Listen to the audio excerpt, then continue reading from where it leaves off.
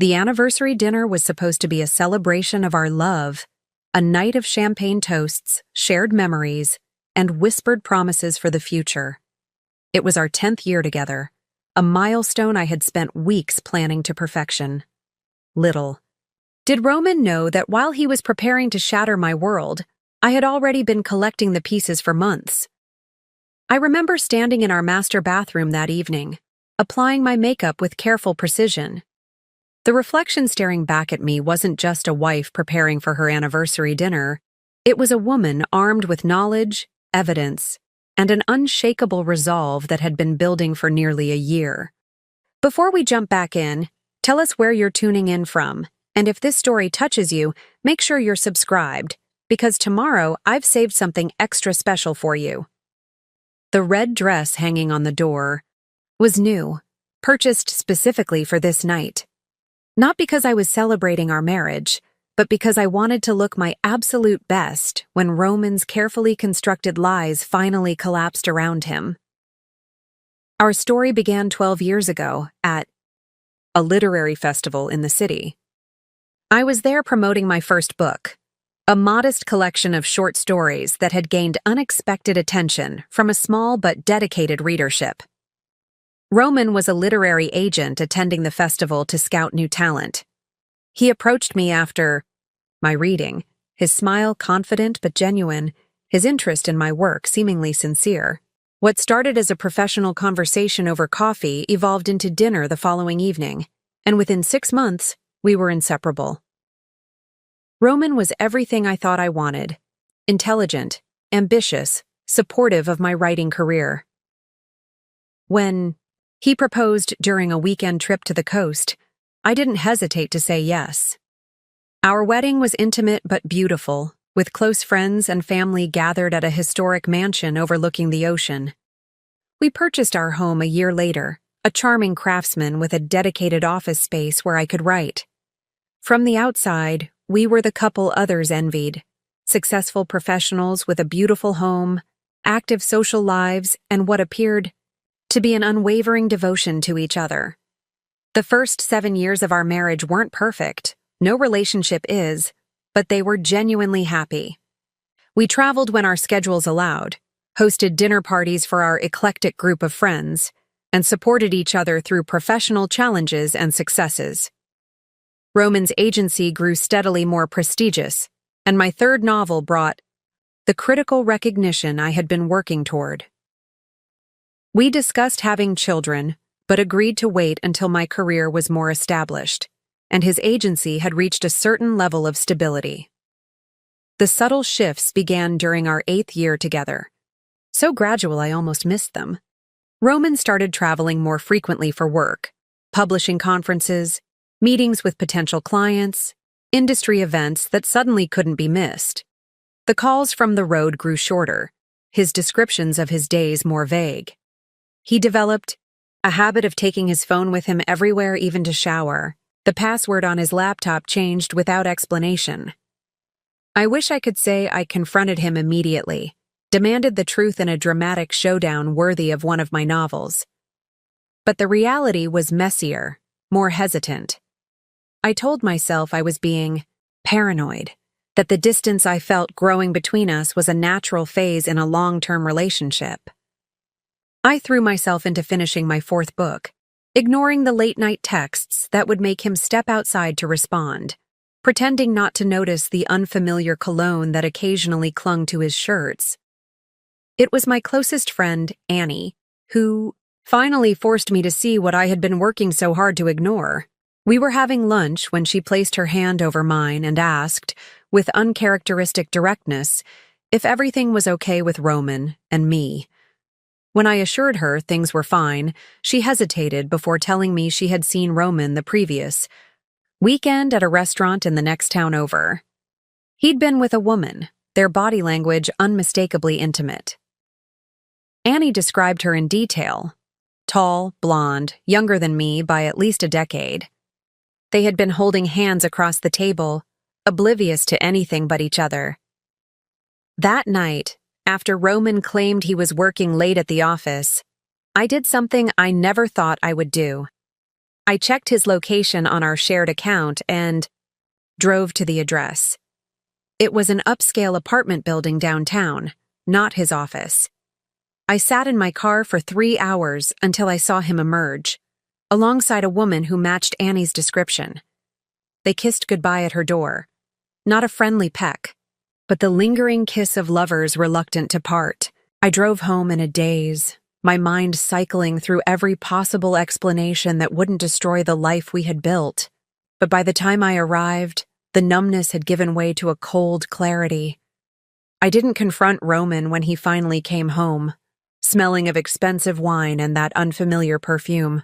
Instead, I made a decision that would change everything. If Roman was playing a game, I would play it better. I wouldn't react. I would prepare. The next morning, I contacted Gloria, an old college friend who had become one of the city's most respected divorce attorneys. I described my suspicions, and she outlined what I would need if I decided to proceed with a divorce, especially if I wanted to protect myself financially. Roman had been managing most of our joint investments, and Gloria warned me that spouses often begin hiding assets once they've decided to leave. Her advice was clear: gather evidence, document everything, and above all, don't tip my hand. Over the next 9 months, I became someone I barely recognized: methodical, calculating, patient. I hired a private investigator who documented Roman's regular visits to the downtown apartment and identified the woman as Heidi, a 26-year-old junior literary agent who had joined his firm 2 years prior. I gained access to our financial records and discovered that Roman had indeed been moving money into separate accounts, preparing for a life without me. I found emails between them discussing their future together, their plans to travel, their timeline for when he would leave me. Each discovery was a fresh wound, but also confirmation that I was right to protect myself. I forwarded everything to Gloria, who helped me build a case that would ensure I wouldn't be left financially devastated when the marriage ended. We documented the marital assets Roman was attempting to hide, the company shares he had purchased. With our joint funds but placed solely in his name, the valuable first editions he had been quietly transferring to a storage unit I wasn't supposed to know about. All the while, I maintained the facade of a happy marriage. I attended industry events on Roman's arm, hosted dinner parties for his colleagues, listened attentively when he told me about his business trips. I wrote every day, finishing my novel ahead of schedule and securing a better publishing deal than any of my previous books. I reconnected with friends I had neglected, spent more time with my sister Lillian, and started taking classes in financial management. Quietly, steadily, I was building a life that could stand without Roman at its center. Which brings me back to our anniversary dinner.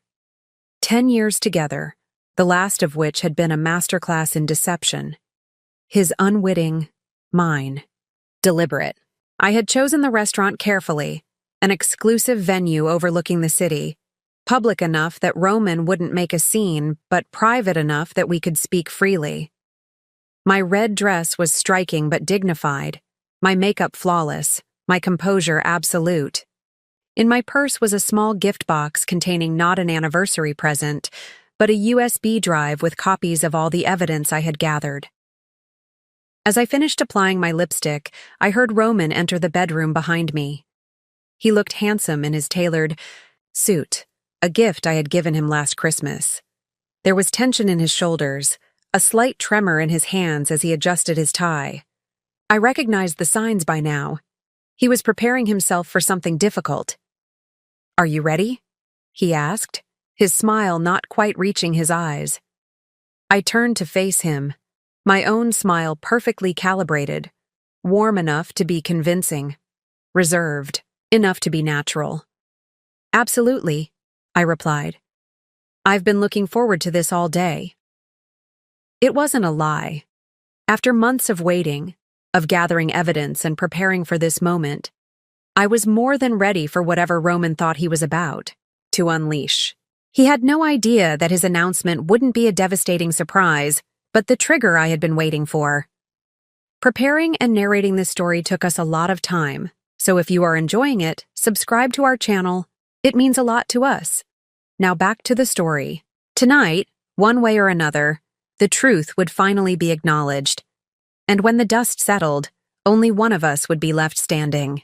The drive to the restaurant was quiet, the silence between us filled with unspoken words and calculated restraint. Roman kept adjusting his cufflinks, a nervous habit he'd developed over the years. I noticed how he checked his phone twice at red lights, turning the screen away from me. 3 years ago, I might have asked who was texting him. Now I already knew. I made reservations for 8, he said, breaking the silence as we approached the restaurant. I requested the table by the window, the one with the view you like. That's thoughtful, I replied, wondering if his consideration was born of guilt or simply part of the performance he'd planned for tonight. Either way, it didn't matter. I had chosen this particular restaurant not just for its privacy, but for its significance. It was where we had celebrated our first anniversary. The symmetry felt appropriate. Looking back, I can pinpoint the exact moment when the first cracks appeared in our marriage. It was during the launch party for my 3rd novel 2 years earlier. The event was held at a prestigious bookstore downtown, with nearly 100 people in attendance. Roman had organized everything, showing the supportive husband to perfection. Yet throughout the evening, I noticed his attention repeatedly drawn to a corner of the room where a small group of junior agents stood, Heidi among them. At the time, I thought nothing of it. Roman was a senior agent. Networking was part of his job. When he introduced me to Heidi later that evening, she was appropriately deferential, complimenting my book and asking intelligent questions about my writing process. If her hand lingered a fraction too long on Roman's arm, if her smile held something beyond professional admiration, I didn't register it. I was too caught up in the success of my book, in the validation of seeing my words in print, to notice the subtle shift occurring right before my eyes. The weeks following the launch party brought the first noticeable changes. Roman started working later, claiming the agency was taking on new clients and expanding its reach. He began attending industry events alone, insisting they were too boring for me and that I should focus on starting my next book instead. Our weekend brunches, a tradition since we first started dating, were increasingly canceled due to urgent client meetings. One particular Sunday morning stands out in my memory. I had woken early, prepared his favorite breakfast, and was looking forward to discussing a new plot idea with him. Roman emerged from the shower, checked his phone, and immediately claimed he needed to go into the office. A client emergency, he said. I offered to make him coffee to go, but he declined, already, heading for the door. As he left, I noticed he was wearing cologne, something he never did for regular workdays. That afternoon, I called the office on the pretense of leaving a message, only to have the weekend receptionist tell me no one was in that day. When Roman returned that evening, smelling of unfamiliar perfume and with the collar of his shirt slightly smudged with what looked like lipstick, I still didn't confront him. Instead, I began to pay closer attention. His passwords changed. His phone never left his sight. Mysterious charges appeared on our credit card statements. Dinners at restaurants we'd never visited together. A hotel room in the city despite our home being only 20 minutes away. A jewelry purchase from an upscale boutique that never made its way to me. When I casually mentioned these charges, Roman had explanations ready. Business dinners with clients, a room for an out-of-town author too drunk to drive home, a gift for his mother's birthday. I almost believed him. Almost wanted to believe him. But the signs continued to multiply. There was the unexplained weekend conference that I later discovered hadn't existed. The work call I overheard at midnight that consisted mostly of hushed laughter and plans to meet. The business card I found, in his jacket pocket with a lipstick kiss and a phone number scrawled on the back. Each discovery was like a small stone added to a growing pile of evidence I wasn't ready to acknowledge. Then came the text message that changed everything. Not because it revealed something new, but because it confirmed what I had been trying to deny. Roman had left his phone on the kitchen counter while showering, something he never did. When it chimed with an incoming message, I didn't hesitate. The preview on the screen read, "Last night was amazing. I can't wait until you're finally free from—" The rest was cut off, but it didn't matter. The sender was saved as H, and the message had come with a photo I couldn't fully see but could identify enough of to know I didn't want to view the rest. I placed the phone exactly as I had found it and went for a long walk, my mind racing with possibilities, none of them involving the preservation of our marriage. When I returned home, Roman was dressed and preparing to leave for work, his phone securely in his pocket. I kissed him goodbye as always, told him I loved him as always, and watched him drive away. Then I sat at our kitchen table and made 2 phone calls, one to Annie, who had been trying to tell me the truth for months, and one to a divorce attorney whose number I had saved but hoped never to use. By the time we pulled up to the restaurant for our anniversary dinner, I had undergone a transformation Roman knew nothing about. The woman who had once built her life around his approval and validation had been replaced by someone stronger, someone who understood that survival sometimes required strategic silence. As the valet opened my door, I prepared myself for the evening ahead. Roman thought he was about to deliver a devastating blow.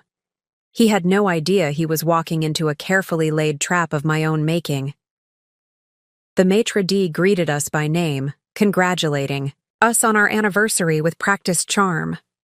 Roman's smile tightened as he thanked him, his hand barely touching the small of my back as we were led to our table. I noted how he avoided my eyes, focusing instead on the spectacular city view. 10 years, I said after we were seated, raising my water glass in a mock toast. Who would have thought we'd make it this far? Roman cleared his throat, reaching for his own water with unsteady fingers. Yes, 10 years is significant. I watched him study the wine list with unusual intensity. This was a man I had once known better than myself, whose expressions I could read like my favorite book. Now, looking at him, I realized how much of our intimacy had been one-sided. I had been transparent while he had been carefully opaque, revealing only what served his narrative. Should we order the Barolo? I suggested, naming the wine we'd shared on our first anniversary in this very restaurant. For old time's sake? He looked startled, then nodded. Of course. Perfect choice. As the sommelier opened and poured our wine, I observed Roman's practiced social performance. He asked about the vintage, commented knowledgeably on the bouquet, approved the pour with the confident air that had once impressed me. I wondered how much of our marriage had been this kind of performance, Roman playing the role of devoted husband while building a separate life with Heidi. To 10 years, he said, raising his glass once we were alone again, his voice steady but his eyes unable to hold mine. To truth, I countered, clinking my glass against his. However painful it might be. He paused mid-sip, confusion briefly crossing his features before he masked it with another smile. Truth? Yes. The appetizers arrived. Tuna tartare for him, oysters for me. I had always hated oysters, a fact Roman had once known intimately. His failure to register my unusual order was another small confirmation that his attention had long since wandered elsewhere. How's the new manuscript coming? Along? He asked, clearly trying to steer us toward safe conversational territory. Finished, actually. I submitted it last week. You did? Genuine surprise colored his voice. I didn't realize you were that far along. There's been a lot you haven't realized lately, I replied, my tone light despite the weight of my words. Roman shifted in his seat, loosening his tie slightly. I've been distracted with work. The agency's expansion has taken more of my time than I expected. Is that what we're calling it now? The agency's expansion? His fork clattered against his plate. What's that supposed to mean? Nothing, I said, smiling as I took another sip of wine. Tell me more about how busy you've been. And he did, launching into an elaborate explanation of new clients and publishing deals, industry changes, and market pressures. I let him talk, nodding at appropriate intervals while cataloging every inconsistency, every unnecessary detail that signaled a carefully constructed lie. This was the Roman I had come to know over the past year, a man so convinced of his own narrative that he couldn't see the obvious flaws in his story. As our main courses arrived, steak for him, sea bass for me, I deliberately steered the conversation toward memory lane. Remember our honeymoon in Santorini? That little restaurant overlooking the caldera? Roman relaxed slightly, perhaps thinking I was moving us towards safer emotional ground. How could I forget? You were so sunburned you couldn't lie down for 2 days. And you stayed up all night reading to me because I couldn't sleep, I added, watching his face carefully. You said it was the most romantic night of your life, even though I looked like a lobster. His smile turned wistful. We were different people then. Were we? Or were you already planning your exit strategy, even back then? The question hung between us, sharp and unexpected. Roman's fork paused halfway to his mouth, his expression shifting from nostalgia to wariness. What are you talking about? Just wondering when exactly you decided our marriage had an expiration date, I said, cutting into my fish with precise movements. Was it before or after you met Heidi?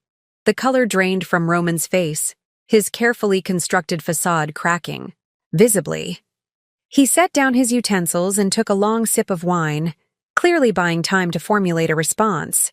I don't know who— Please don't insult my intelligence by denying it, I interrupted, my voice quiet but firm. Not tonight. He stared at me, calculation replacing shock as he assessed this unexpected turn of events. I could almost see him recalibrating, adjusting, his script to account for this new variable. How long have you known? He finally asked. Long enough, I replied. Long enough to stop being surprised by anything you might say tonight. Roman leaned back in his chair, studying me with newfound caution. The power dynamic between us had shifted, and he was only now beginning to realize it. For a moment, I glimpsed something like respect in his expression, quickly replaced by defensive anger. If you've known, why the charade? Why pretend everything was normal? Why even agree to this dinner? I took my time answering, savoring the last bite of my sea bass before carefully placing my silverware on the plate. Because tonight wasn't my revelation to make. It was yours. I wanted to see if you'd actually go through with it. Go through with what? Breaking up with me on our anniversary, I said. It's a bit theatrical, don't you think? But then, you always did have a flair for drama. Roman's jaw tightened, his hands clenching into fists on the table. You don't know what I was planning to say. Don't I? I reached for my purse, extracting a folded paper that I placed beside his plate. 3 weeks ago, you drafted an email to Heidi. You wrote, and I quote, I'll tell her at our anniversary dinner. It seems fitting to end it where it all began. By this time next month, we'll be together openly. I pushed the paper toward him. You really should change your laptop password more frequently. For the first time since we'd entered the restaurant, Roman appeared genuinely at a loss for words. He unfolded the paper with shaking hands, confirming that I had indeed intercepted his private correspondence. You hacked my email, he finally said, accusation replacing shock. I protected my interests. I corrected him. Something you might want to consider doing yourself before the night is over. What's that supposed to mean? I smiled, reaching for my wine glass. It means, Roman, that I'm not the only one with revelations tonight. The difference is, you haven't been preparing for mine. Roman signaled for the waiter, ordering another bottle of wine with forced composure. His hands had stopped shaking, replaced by a calculated stillness that I recognized as his professional demeanor. The face he showed to difficult clients and challenging negotiations. Once we were alone again, he leaned forward, lowering his voice. What exactly do you want then? Money? The house? He attempted a dismissive laugh that didn't quite land. Is this some kind of blackmail? I considered him silently, struck by how quickly he'd pivoted from being caught to assuming I was operating with the same moral flexibility he'd demonstrated. It was almost impressive, this ability to reframe himself as the victim in a situation entirely of his creation. What I want, I said carefully, is for you to follow through with your plan. You came here to tell me something. I'm giving you the opportunity to do so with dignity. Confusion flickered across his face, followed by suspicion. This wasn't the confrontation he had anticipated. In his version of tonight's events, I was supposed to break down, to beg and plead, to make emotional appeals to our history. My calm expectation had thrown him off script. Fine, he said after a long pause, squaring his shoulders. I've been unhappy for a long time. We've grown apart, focused on our careers instead of each other. I didn't plan for any of this to happen, but I've fallen in love with someone else. I want a divorce. The words were delivered with practiced precision, likely rehearsed dozens of times in front of his bathroom mirror. There was even a hint of genuine emotion in his voice. Not remorse, but relief at finally speaking his truth aloud. And how long has this been going on? I asked, already knowing the answer, but curious if he would honor me with honesty even now. Roman hesitated, weighing the benefits of truth against his instinct for self-preservation. A year, he finally admitted. 3 years, I corrected quietly. Since my book launch, when Heidi joined your agency as a junior agent. You've been sleeping with her for 3 years, Roman. Nearly a third of our marriage. He flinched, then recovered. It wasn't physical at first. We connected intellectually, emotionally. The physical aspect came later. 6 months later, to be precise. Around the time you first started working late and changing your passwords. His eyes narrowed. Have you been spying on me?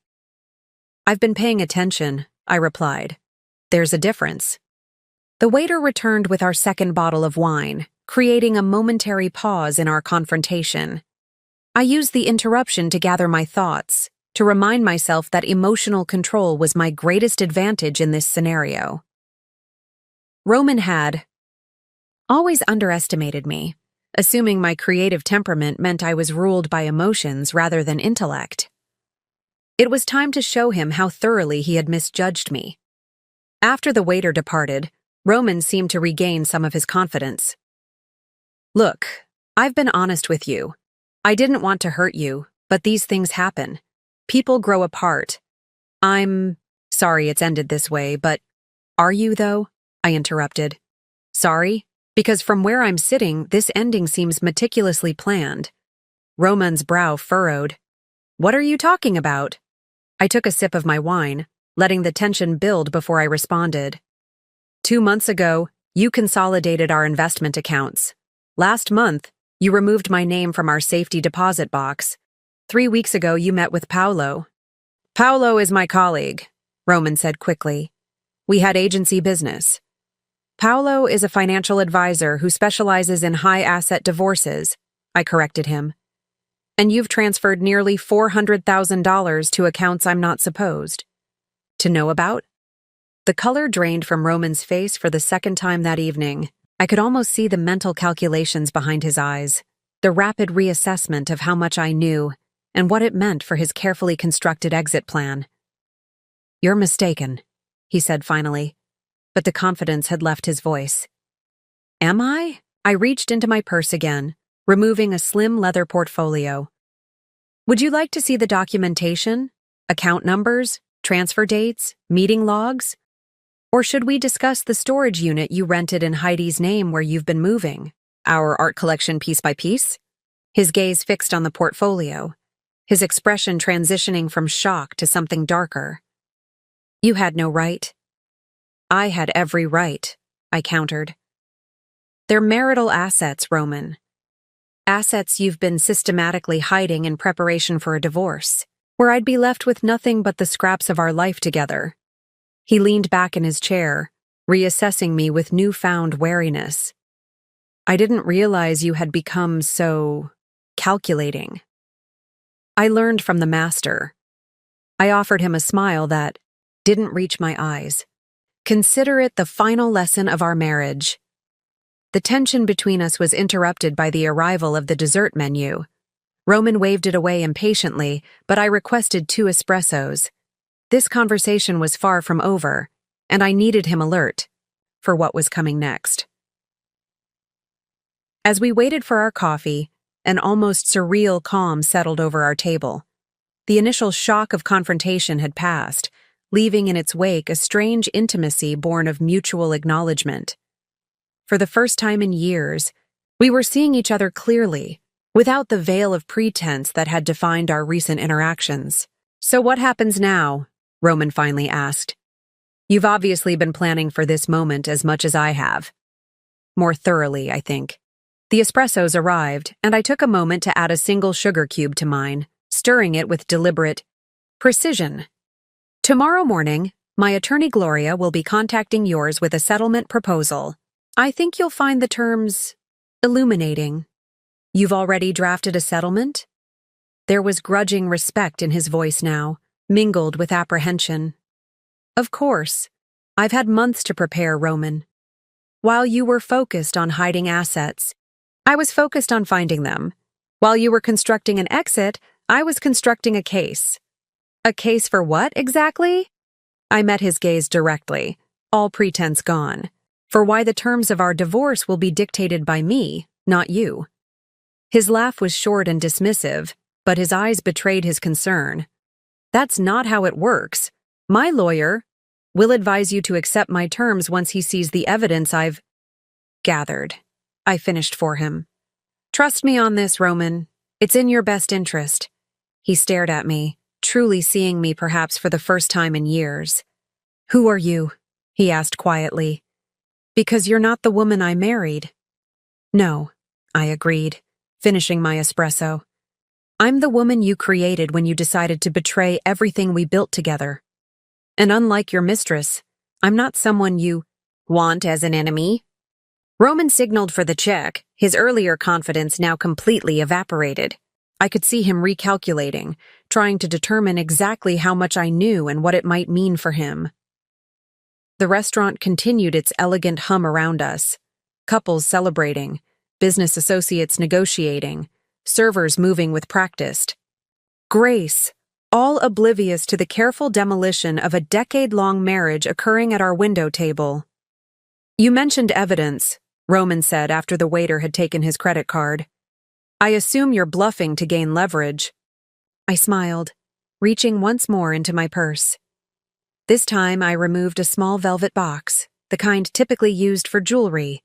I placed it on the table between us. "Happy anniversary, Roman."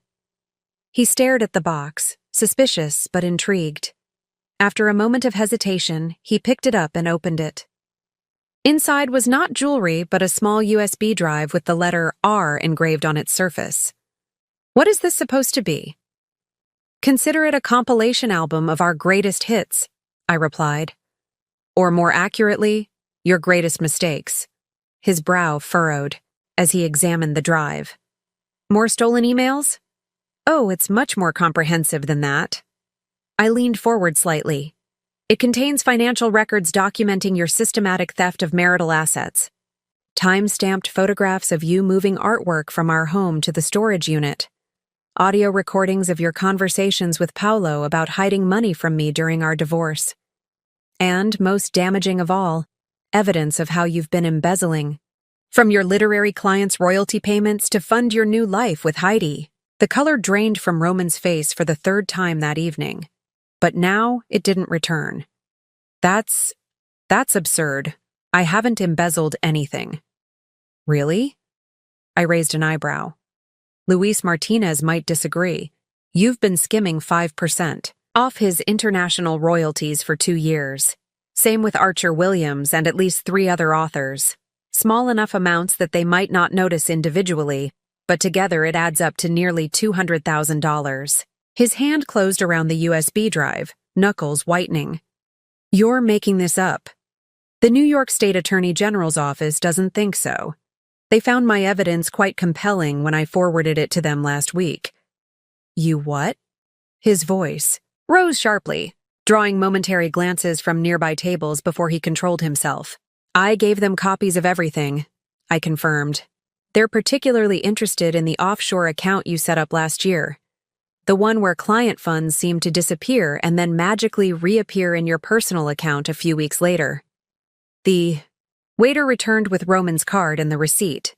He signed mechanically, his mind clearly elsewhere.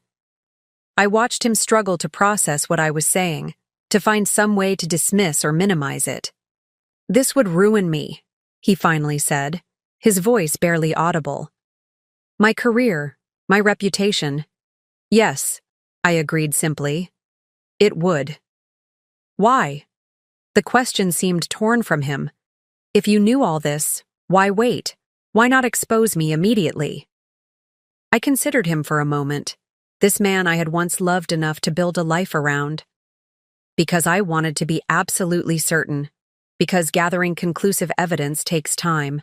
And because I needed to know if you would actually go through with this charade tonight.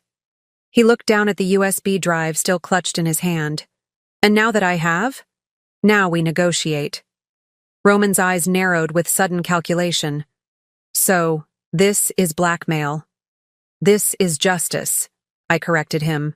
Or at least, it's the closest approximation available to me. He leaned back in his chair, studying me with new eyes. What do you want? Everything, I said simply. The house, the investments, the art collection, full ownership of the intellectual property rights you've been managing for me.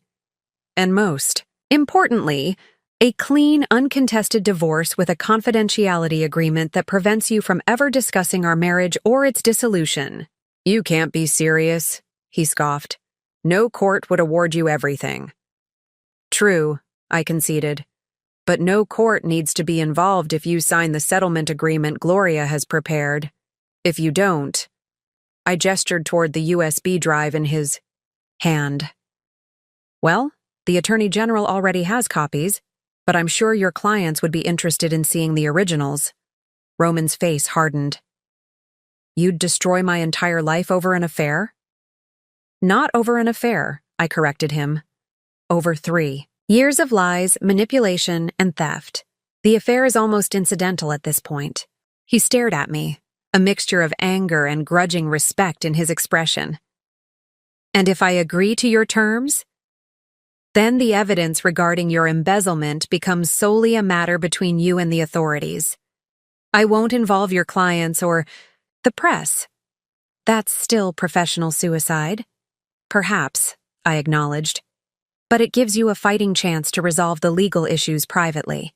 My terms at least leave you with your freedom and the possibility of rebuilding. The alternative is much worse. Roman was silent for a long moment, turning the USB drive over in his hands as though it contained toxic material.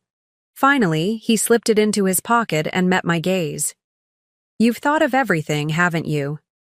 I had to, I replied. You left me no choice. For the first time that evening, something like genuine emotion crossed his face. Not love or remorse, but a complicated mix of resentment and respect.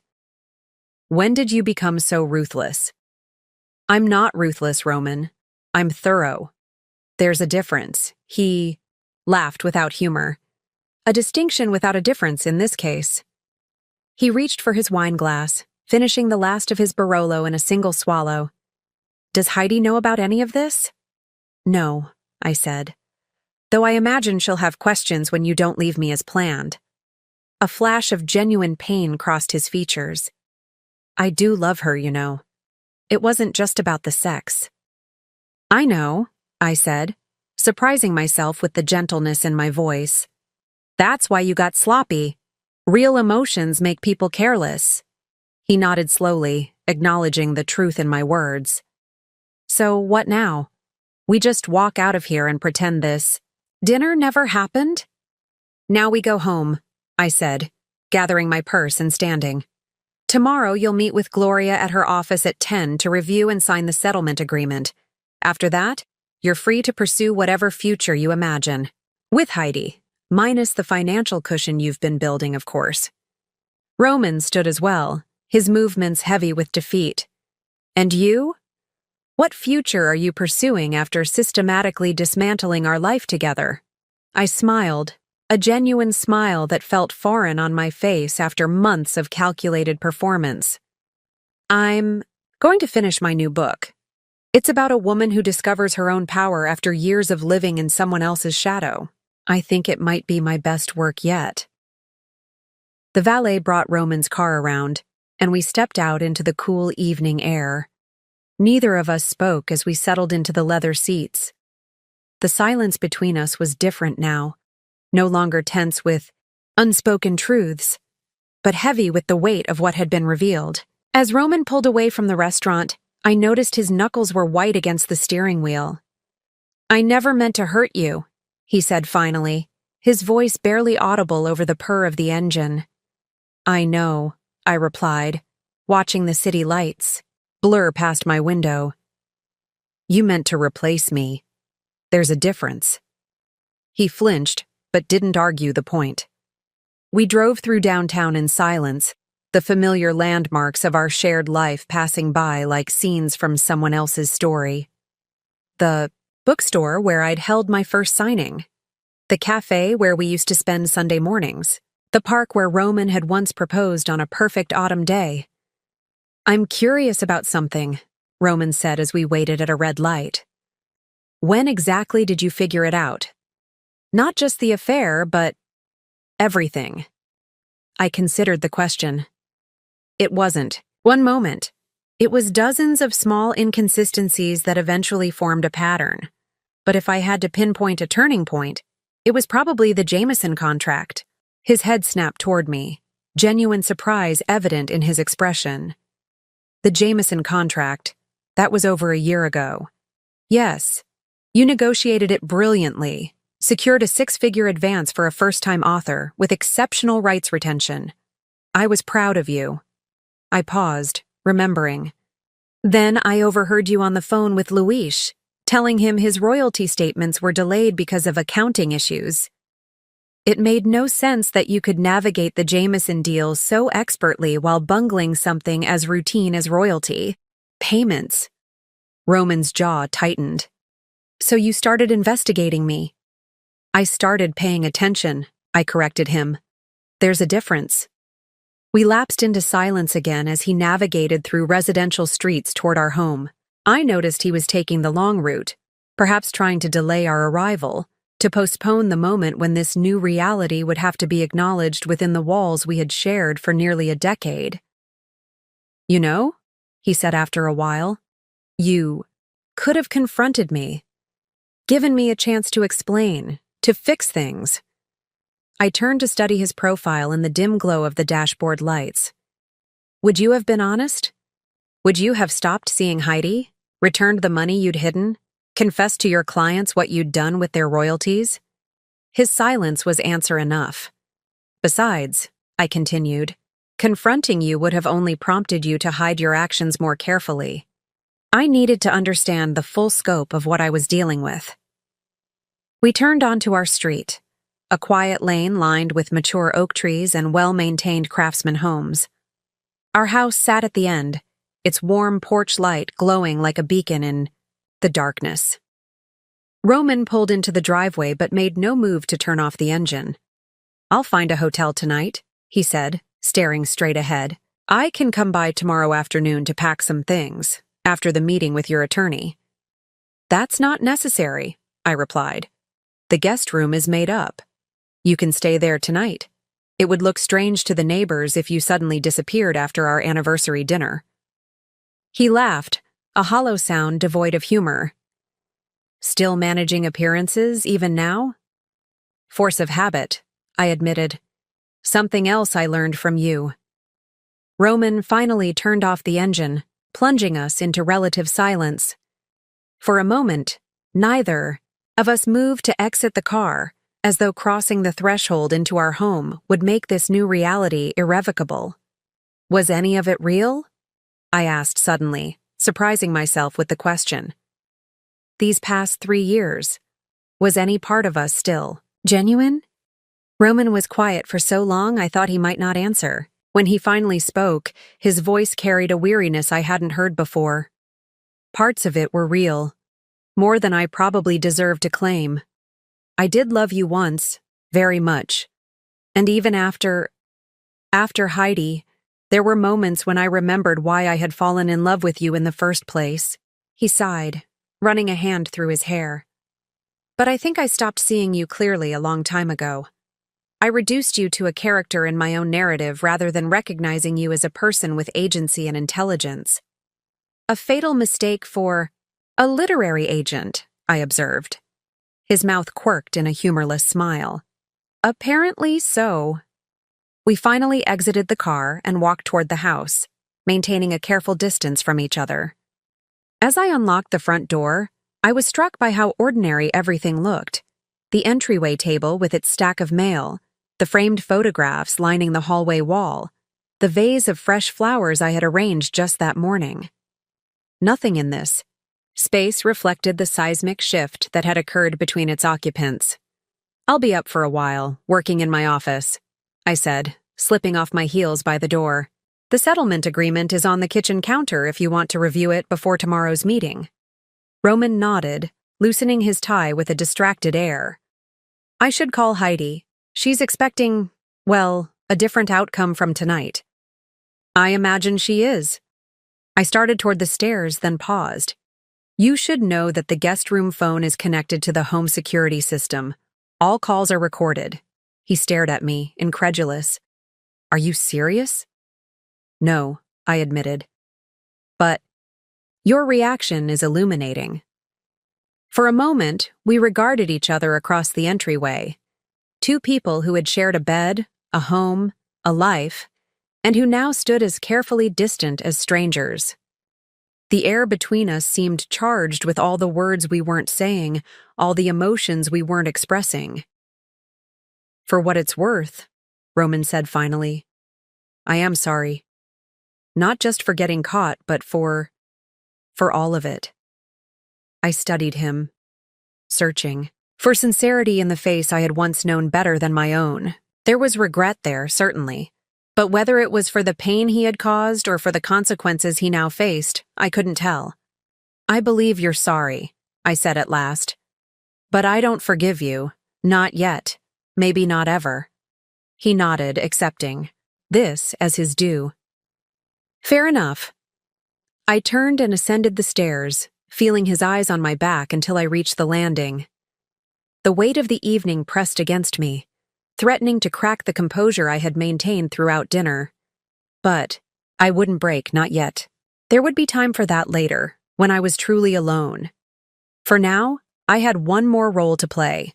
The woman who had outmaneuvered her husband at his own game. The woman who had turned betrayal into opportunity. The woman who walked away not as a victim, but as a victor. Once inside my office, I closed the door softly and leaned against it, finally allowing the careful facade I'd maintained all evening to crumble. My hands trembled as I reached for the desk chair, lowering myself into it before my legs could give way. The confrontation at dinner had drained me more completely than I'd anticipated. For nearly a year, I had focused all my energy on preparation, gathering evidence, consulting with Gloria, building my case against Roman. The actual moment of confrontation had seemed distant, almost theoretical. Now that it had happened, now that I had played my hand and revealed the extent of my knowledge, the emotional impact hit me with unexpected force. I opened my laptop, navigating to a secure folder that contained duplicates of everything on the USB drive I'd given Roman. The evidence of his betrayal was meticulous, overwhelming in its thoroughness. Financial records spanning 3 years. Email exchanges with Heidi, time-stamped and cataloged. Photographs taken by the private investigator I'd hired. Audio recordings from the home office system. Roman had never realized captured conversations between him and Paolo. Looking at it now, I was struck by how much of my recent life had been defined by this accumulation of evidence. While Roman had been building a future with Heidi, I had been building a case against him. Both of us engaged in elaborate constructions the other wasn't supposed to discover. My phone chimed with a text message from Annie. "How did it go? Are you okay?" I stared at the screen, unsure how to respond. Was I okay? I had achieved precisely what I'd set out to do. Roman was cornered, with no choice but to accept my terms. I had reclaimed control over my life and secured my financial future. By any objective measure, tonight had been a success. And yet, beneath the satisfaction of victory lay a deeper, more complex emotion. Not regret, exactly, but a melancholy, recognition of what had been lost. Not just my marriage, which had been effectively over for years, but my own innocence. The woman who had once believed in Roman's love, who had trusted implicitly and loved unreservedly, no longer existed. In her place stood someone harder, more cautious, more strategic. I texted back a simple response. "Mission accomplished. Talk tomorrow," Annie replied immediately with a thumbs-up emoji and a heart. Her unwavering support throughout this ordeal had been my lifeline. The one person who knew the full extent of what I was planning and why. Without her, I might have confronted Roman months ago in a burst of hurt and anger, squandering the advantage that patience and preparation had ultimately provided. Downstairs, I heard movement in the kitchen, the sound of the refrigerator opening, glasses clinking. Roman was making himself at home one last time. I wondered what he was thinking now. How he was processing the complete inversion of his carefully laid plans. Had he called Heidi yet? How would he explain that their future together would not include the financial cushion he had promised? My computer chimed with an incoming email. It was from Gloria, confirming our appointment tomorrow and checking that everything had gone as planned at dinner. I replied briefly, assuring her that Roman would be at her office at 10 as arranged. The Wayne email reminded me of our first consultation nearly 8 months ago. I had arrived at Gloria's office with a manila folder containing my initial evidence of Roman's affair, pathetically thin compared to the dossier I would eventually compile. I remembered how Gloria had listened without judgment as I explained my suspicions, then outlined my options with a clarity that had cut through my emotional fog. "You can confront him now with what you have," she had said. "Or you can wait, gather more evidence, and ensure you're protected when the confrontation eventually happens. The choice is yours. But remember, in my experience, the spouse who acts from emotion typically loses to the spouse who acts from strategy." I had chosen strategy, committing myself to a path that required patience, deception, and a level of calculation that didn't come naturally to me. Each step had hardened my resolve, each new discovery about Roman's betrayal reinforcing my determination to emerge from our marriage with my dignity and financial security intact. A knock at my office door interrupted my thoughts. I closed my laptop quickly, smoothing my expression before calling, "Come in." Roman appeared in the doorway, changed from his suit into jeans and a t-shirt. He looked smaller somehow, less imposing than the man who had dominated our marriage for so long. "I made some tea," he said, holding out a steaming mug. "I thought you might want some." I accepted the mug with murmured thanks, surprised by the gesture. It was the kind of thoughtful act that had characterized our early years together before ambition and indifference had eroded the foundation of our relationship. "I've reviewed the settlement agreement," he said, hovering uncertainly in the doorway. "It's thorough. Gloria is very good at her job." He nodded, absently running a hand through his hair. "I've been thinking about what you said at dinner. About when things changed, when I changed." I took a sip of the tea, chamomile with honey, exactly how I preferred it, and regarded him over the rim of the mug. "And?" "I think it was after your second book won the National Book Award." He leaned against the door frame, his gaze fixed on some middle distance. "I'd been telling everyone in the industry that you were exceptional, that your work was transformative. Then suddenly, everyone agreed with me. Publishers were calling, film studios were interested in adaptation rights. You were becoming exactly what I'd always said you would be. And that threatened you," I said, not as a question, but as a recognition of a truth I had sensed but never articulated. "Yes." His admission was quiet but clear. "I'd always been the successful one, the industry insider who was guiding your career. When you started outshining me, I didn't handle it well." "So you found someone who looked up to you the way I used to. Someone whose career you could control." Roman winced. "When you put it that way, it sounds pathetic." "It is pathetic." I agreed, but without venom. "And profoundly human." He met my gaze directly for the first time since entering the room. "Why are we having this conversation? Why even try to understand what happened when it changes nothing about tomorrow?" I considered the question, surprised to find I didn't have a ready answer. Maybe because understanding was always important to me, even when justice became the priority. Roman nodded slowly, accepting this. "For what it's worth, I think your new book will be extraordinary. You've always written most powerfully about transformation." "Yes," I said softly. "I have that in abundance now." He lingered a moment longer, as though there were more to say, before straightening up and stepping back into the hallway. "Good night, then. I'll see you in the morning." "Good night, Roman." As his footsteps receded down the hall, I turned back to my laptop, opening a document I hadn't looked at in months. It was the first chapter of my new novel, begun before I discovered Roman's betrayal and abandoned in the aftermath. Reading it now, I could see how constrained the protagonist had been, how limited by her desire for approval and her fear of disruption. I placed my fingers on the keyboard and began to write, deleting the old text and starting fresh. This time, my protagonist would not be defined by what was done to her, but by how she responded. This time, she would emerge from betrayal not diminished, but enlarged. Like me. Morning arrived with unsettling normalcy, sunlight filtering through. The curtains, birds chattering outside the window. The distant hum of the coffee maker Roman had apparently programmed before going to bed. For a moment, I could almost believe the previous evening had been a dream, that our marriage remained intact, if imperfect. Then reality reasserted itself as I noticed the wedding ring I'd removed last night sitting on my nightstand. A small circle of gold that no longer symbolized commitment but confinement.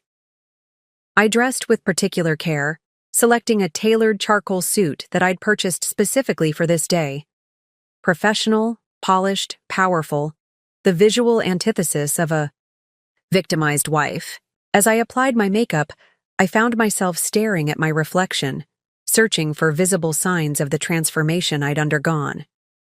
The woman looking back at me appeared unchanged. Same eyes, same features, but something fundamental had shifted beneath the surface. Downstairs, Roman sat at the kitchen island, dressed in a suit similar to the one he'd worn the night before, a cup of coffee cooling before him. He looked as though he hadn't slept, dark circles shadowing his eyes, his normally perfect hair slightly disheveled. "I made coffee," he said unnecessarily. "And there's some toast if you want it." "Thank you." I poured myself a cup, maintaining a careful distance as I moved around the kitchen. "Did you sleep?" "Not really." He gestured toward the stack of papers beside him, the settlement agreement Gloria had prepared. "I spent most of the night reviewing this. It's incredibly comprehensive. It needed to be." He nodded, rubbing his face with one hand. "I called Heidi early this morning." The statement hung in the air between us, an invitation to ask for details. I wasn't sure I wanted. Curiosity won out over dignity. "How did she take it?" "About as well as you'd expect. Shock, disbelief, anger, then a lot of questions about money." Roman's laugh was bitter, Turns out our grand romance was predicated on some fairly specific promises about our lifestyle. You promised her my life, I observed, spreading a thin layer of almond butter on toast I didn't particularly want but needed to settle my stomach. A version of it, he acknowledged. Without you in it, of course. Of course. We ate in silence for a few minutes, the mundane act of breakfast surreal in the context of our imploding marriage. She's coming to the meeting today, Roman said, abruptly, setting down his coffee mug with slightly too much force. Heidi, she insists on being there. This was unexpected, a variable I hadn't accounted for in my careful planning. Why? She doesn't believe what I've told her. About the evidence, about the settlement terms. She thinks I'm exaggerating to get out of our relationship. His mouth twisted in a grimace. The irony is not lost on me. I considered this development, weighing its potential impact on the meeting ahead. Gloria won't allow her in the conference room. She's not a party to our divorce. I know, but she'll be in the waiting area. She wants to speak with you afterward. I have nothing to say to her. Roman shrugged. She's convinced you've manipulated me somehow, that I wouldn't agree to these terms unless you had, I don't know, brainwashed me or something. Despite everything, I felt a flicker of incredulous amusement. Brainwashed you? That's her theory? She doesn't know me as well as she thinks she does. He met my gaze directly. Or maybe she just doesn't know you at all. The acknowledgement that I was more formidable than his mistress had calculated should have been satisfying. Instead, it left a hollow feeling in my chest. Being feared or respected for my strategic thinking was a cold comfort compared to what I had once had. A husband who loved me for my creativity, my passion, my vision of the world. We should go, I said, glancing at the clock. Traffic will be heavy downtown. Roman nodded, gathering the settlement papers and his keys. We moved through the familiar routine of leaving the house, checking that doors were locked, adjusting the thermostat, confirming we had everything we needed, like actors performing well-rehearsed roles one final time. The drive to Gloria's office was silent, each of us occupied with private thoughts. I watched the city pass by, landmarks of our shared life appearing and receding like scenes from a movie I'd viewed too many times.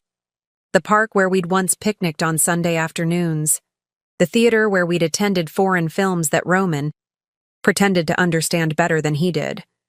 The corner where we'd kissed in the rain after learning my first book had sold. Memory was treacherous territory. Too many moments of genuine happiness tangled with the knowledge of how completely it had all unraveled. I thought about running, Roman said suddenly as we approached Gloria's office building. Last night, after you went to bed, I considered taking what cash I had, emptying our joint checking account, and disappearing. Why didn't you? The question wasn't accusatory, just curious. Several reasons. He pulled into the parking garage beneath the building. Practical ones, mostly. You've frozen almost everything except the checking account, which doesn't have enough to start over somewhere. My passport is in the safe deposit box you took me off of. But also, he hesitated. I realized I'm tired of running. From consequences, from responsibility, from the truth about who I've become. The admission surprised me. In all my planning, all my calculations, I had never factored in the possibility of Roman accepting accountability for his actions. I had prepared for denial, for counterattacks, for legal challenges, not for surrender. That's unexpectedly self-aware, I said finally. Don't give me too much credit. I'm still hoping to negotiate a slightly better deal than complete annihilation. A ghost of his old, confident smile flickered across his face. Professional pride, if nothing else. We exited the car and headed for the elevator, maintaining the careful distance that had defined our interactions since the previous evening. As the elevator doors closed, sealing us into the small space, Roman turned to me. There's one thing I've been wondering, he said. "All those months you were gathering evidence, building your case. Didn't you ever consider trying to save our marriage instead? Confronting me, demanding I end things with Heidi, suggesting counseling?" The question caught me off guard, not because I hadn't considered it, but because I had, extensively, painfully, during countless sleepless nights. "Yes," I admitted as the elevator climbed toward Gloria's floor. "I considered it every day for the first month after I found out. I drafted confrontation speeches in my head. I researched marriage counselors. I even drove to your office once, intending to demand you choose between us. What stopped you?" The elevator doors opened, revealing the elegant reception area of Gloria's law firm. Before stepping out, I met Roman's gaze one final time as husband and wife. I realized I deserved better than fighting for someone who had already decided I wasn't worth keeping. Gloria's reception area was designed to intimidate, all sleek surfaces, muted colors, and strategically placed legal awards. The message was clear. This was a battlefield where victories were measured in paragraphs and precedents. I had been here many times over the past months, but seeing it through Roman's eyes, as an adversary rather than a client, gave me a fresh appreciation for its calculated austerity. Her assistant, a composed woman named Josie, who had always treated me with quiet compassion, greeted us with professional detachment. "Ms. Wagner will be with you in a moment. Mr. Taylor, your attorney called to say he's running 5 minutes late." Roman nodded, taking a seat in one of the minimalist chairs arranged around a glass coffee table. I remained standing, too restless to sit, my attention caught by a figure pacing near the floor-to-ceiling windows at the far end of the reception area. Heidi was younger than I expected, despite having seen photographs from the private investigator's surveillance. In person, her youth was more pronounced, not just in her smooth skin or slender frame, but in the barely contained nervous energy that radiated from her.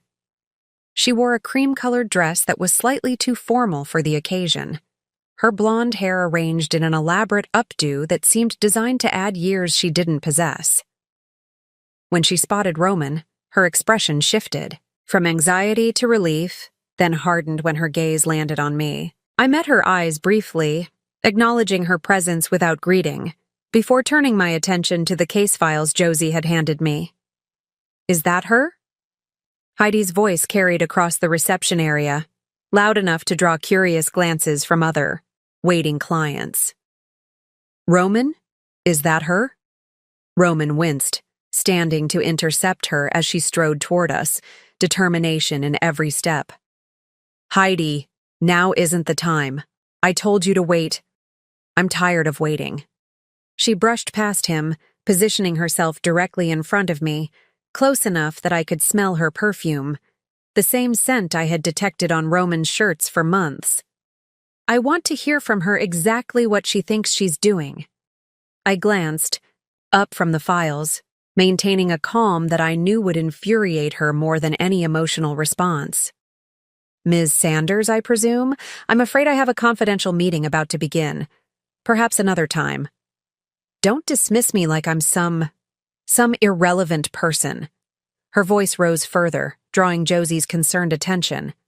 "I'm the woman Roman loves. I'm the one he chose. You're just trying to punish him because you couldn't keep him interested." The accusation might have wounded me months ago, when I still measured my worth by Roman's attention. Now, it barely registered as anything more than predictable. "This isn't about punishment or interest, Ms. Sanders. It's about legal consequences for specific actions. Actions your relationship with my husband only partially encompasses." Roman stepped between us, his expression pained. "Heidi, please, you're making this worse." "Worse?" She laughed, a brittle sound that revealed the cracks in her composure. "How could it possibly be worse? You told me an hour ago that everything we planned is gone. The house, the travel, the fresh start. All of it vanished because she suddenly turned into some vindictive, evidence-gathering That's enough. Gloria's authoritative voice cut through Heidi's tirade as she emerged from her office, elegant in a tailored navy suit that projected the confidence of someone accustomed to winning difficult battles. Ms. Sanders, I presume. I'm afraid you'll need to wait elsewhere. This is a private legal matter between my client and her husband. I have every right to be here, Heidi protested, though her certainty wavered under Gloria's steady gaze. I'm directly affected by whatever she's forcing Roman to sign. You have no legal standing in this divorce proceeding, Gloria replied, her tone professional but unyielding. If Mr. Taylor wishes to provide for you from whatever remains of his assets, after our settlement, that will be his prerogative, but you are not a party to this legal action. The word, whatever remains, landed with precision, and I watched the implications register on Heidi's face. Her gaze darted to Roman, who avoided eye contact, his earlier confidence replaced by the slumped posture of a man seeing his carefully constructed narrative crumble in real time. Roman? Uncertainty crept into her voice. What does she mean, whatever remains? You said we'd be fine. You promised we'd have enough to start over. Before he could respond, the elevator doors opened to reveal Paolo, Roman's financial advisor, accompanied by a silver-haired man I recognized as Seth Donovan, one of the city's most prominent divorce attorneys. The atmosphere in the reception area shifted instantly, charged with a new tension as the key players in our drama converged. Paolo faltered when he spotted me, guilt flashing across his features before he composed himself. He had been Roman's confidant and accomplice in hiding assets, unaware that I had discovered their scheme months ago and had been monitoring their communications ever since. Ah, a full house, Gloria observed with the faintest suggestion of a smile. Perfect timing. Shall we proceed to the conference room? Ms. Sanders, I'm afraid I must insist you remain here. She gestured to Josie. Perhaps you could offer Ms. Sanders some coffee while she waits. I'll stay right here, Heidi declared, though her earlier confidence had evaporated. Roman, we need to talk before you sign anything. Roman hesitated, torn between following us into the conference room and addressing Heidi's growing distress.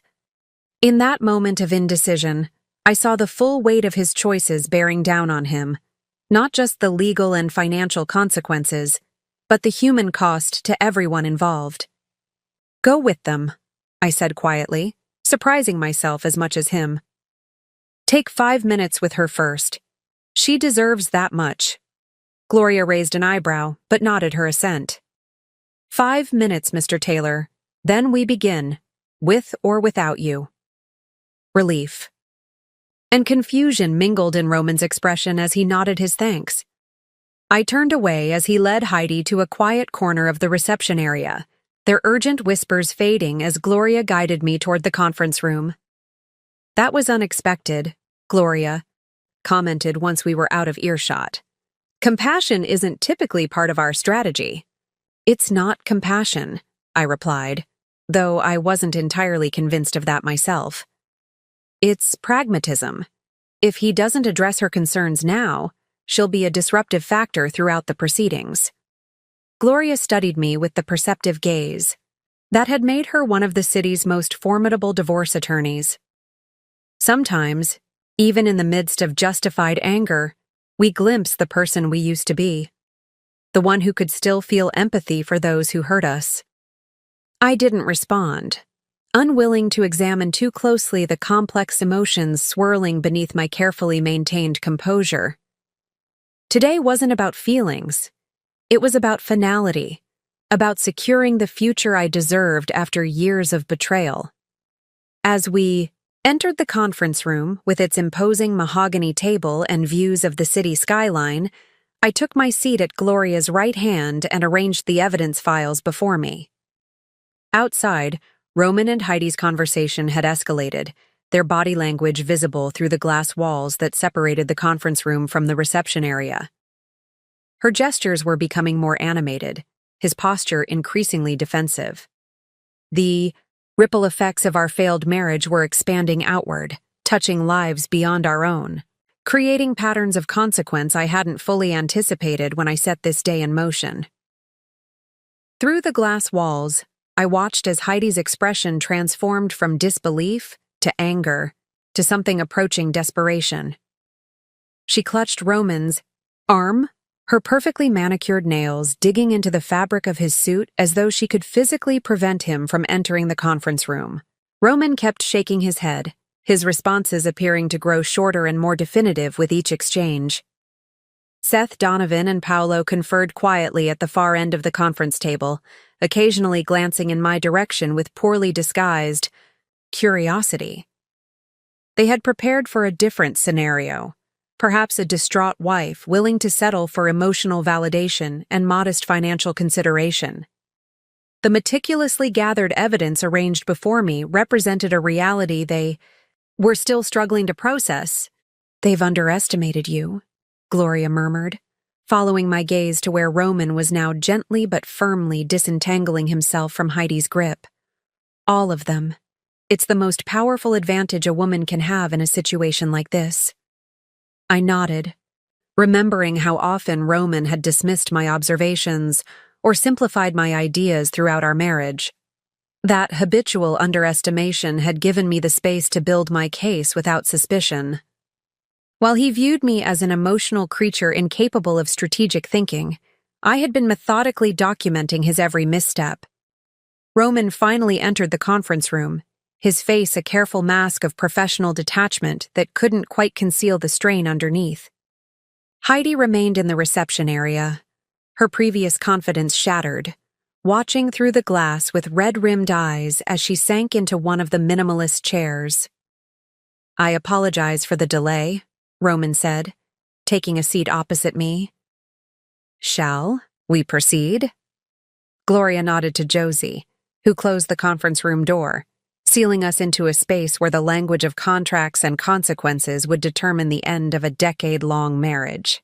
"Before we begin," Seth Donovan interjected, his voice carrying the practiced authority of someone accustomed to controlling negotiations, "I'd like to state for the record that my client is willing to engage in good-faith discussions about equitable distribution of marital assets.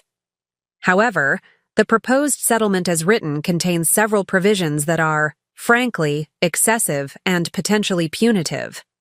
Gloria smiled, the expression never reaching her eyes. "Mr. Donovan, with all due respect, I believe you're operating with incomplete information about the circumstances surrounding this divorce. Perhaps we should begin by ensuring everyone at this table has a clear understanding of the facts." She gestured to me, our pre-planned strategy unfolding exactly as we had rehearsed. I opened the first folder, removing several document sleeves containing financial records. "These are account statements from 5 offshore accounts established by my husband over the past 3 years, I explained, passing copies to Seth and Paolo. "You'll note that approximately $427,000 of marital assets were transferred to these accounts, ostensibly to hide them from equitable distribution in our divorce." Seth accepted the documents with practiced neutrality, though I caught the slight narrowing of his eyes as he scanned the first page. Paolo shifted uncomfortably, avoiding eye contact. "Additionally," I continued, opening a second folder, "these are records documenting systematic embezzlement from client royalty accounts at the literary agency, specifically, funds diverted from international royalty payments that were subsequently transferred to personal accounts." Roman's composure faltered visibly as I presented this evidence, his hands clenching into fists beneath the table. He had known I possessed this information. I had told him as much at dinner, but seeing it laid out professionally, prepared for potential submission to authorities, made the reality of his situation impossible to ignore. "This is," Seth began, then paused, reassessing his approach as he continued reviewing the documents. "These are serious allegations that would require substantial verification." "They've already been verified," Gloria interjected smoothly, "by forensic accountants whose reports are included in your copy. But please continue reviewing while we proceed to the next category of evidence." I removed a third folder, this one containing email correspondences between Roman and Heidi spanning the past 3 years. These communications document not only the extramarital relationship, but also the explicit planning to remove marital assets prior to divorce proceedings. You'll note the timestamp on this particular exchange. I indicated a specific page, where the strategy to establish offshore accounts is first discussed. Seth's professional demeanor showed its first significant crack as he processed the thoroughness of the evidence before him. He leaned toward Roman, murmuring something I couldn't hear, while Paolo visibly paled reviewing the financial documentation that implicated him in potentially criminal activities. As you can see, Gloria continued, the settlement agreement we've proposed is not punitive but rather restorative. It simply returns to my client what was rightfully hers to begin with, while providing Mr. Taylor with the opportunity to resolve these matters without criminal prosecution. Roman finally spoke, his voice tight with barely controlled emotion. You said you wouldn't involve my clients, that the embezzlement would remain between me and the authorities. And I meant it, I replied, meeting his gaze directly. Nothing. In these documents will be shared with your clients if you sign the agreement as written, but Mr. Donovan needed to understand exactly what we're negotiating here. Seth set down the documents and leaned back in his chair, the calculation evident in his expression as he reassessed the balance of power in the room. He was a skilled attorney, accustomed to finding leverage in difficult situations, but the evidence before him left little room for maneuvering. I believe, he said carefully, that my client and I would benefit from a brief private consultation. Gloria nodded. Of course, we'll give you the room. As we stepped out into the reception area, I noticed Heidi was no longer waiting. Whether she had left of her own accord or been asked to leave, her absence created a strange sense of incompleteness, as though a necessary witness to the unraveling of Roman's carefully constructed deceptions had departed before the final act. He'll sign, Gloria murmured, guiding me to a quiet corner away from curious ears. Seth knows when a battle is lost. He's just creating the illusion of consultation to maintain professional dignity. I nodded, watching through the glass as Roman engaged in what appeared to be an increasingly heated discussion with his attorney. His gestures grew more animated, his expression transitioning from controlled frustration to something approaching desperation. This was the Roman few people ever saw, the one who emerged when his carefully constructed narratives began to collapse, when the charm and confidence gave way to the insecurity beneath. It's not just about the money for him anymore, I observed. It's about the story he told himself, that he was clever enough to get away with it, that he deserved both the security of our marriage and the excitement of his affair. Now he has to confront the reality that he's lost control of the narrative completely. Gloria studied me with newfound curiosity. You understand him very well for someone he so thoroughly underestimated. I had to, I replied simply. Understanding was the only weapon I had for a long time. Through the glass, I watched as Roman finally slumped back in his chair, the fight visibly draining from him as Seth pushed the settlement agreement across the table and held out a pen. The villain in my story was surrendering, not with dramatic defiance, but with the quiet resignation of someone finally facing the consequences of their actions. There was no satisfaction in watching his defeat, only a somber recognition that justice, when it finally arrived, was as much about endings as beginnings. The signing took place in near silence, broken only by the soft rustle of pages turning and the scratch of pen against paper. Roman's signature appeared on each designated line, hesitant at first, then increasingly fluid as resignation replaced resistance. With each page, another aspect of our shared life was formally severed. Financial entanglements unwound, property redistributed, legal obligations established. Gloria reviewed each signature with meticulous attention, ensuring no detail had been overlooked. Seth maintained his professional composure, though the tension in his shoulders betrayed his awareness of how thoroughly he'd been outmaneuvered. Paolo remained silent throughout, his earlier confidence replaced by the wary demeanor of someone who suddenly realized he might be implicated in matters beyond his expertise. "And that concludes the formal agreement," Gloria announced as Roman signed the final page. "My office will file these with the court tomorrow. Given the comprehensive nature of this settlement, we anticipate the divorce will be finalized within 30 days. 30 days. After a decade of marriage and months of strategic planning, the legal dissolution of our union would be completed in less time than it took to plan our wedding. The symmetry was both fitting and strangely hollow. "There's one more document," I said, removing a slim folder from my portfolio. "Not part of the legal settlement, but equally binding." Seth's eyebrows rose. "Any additional agreements should have been included in the primary settlement." "This is different," I explained, placing the document before Roman. "It's a personal agreement between Roman and me, separate from the divorce proceedings." Roman opened the folder, his expression shifting from wariness to confusion as he read the single-page document inside. "This is not what I expected."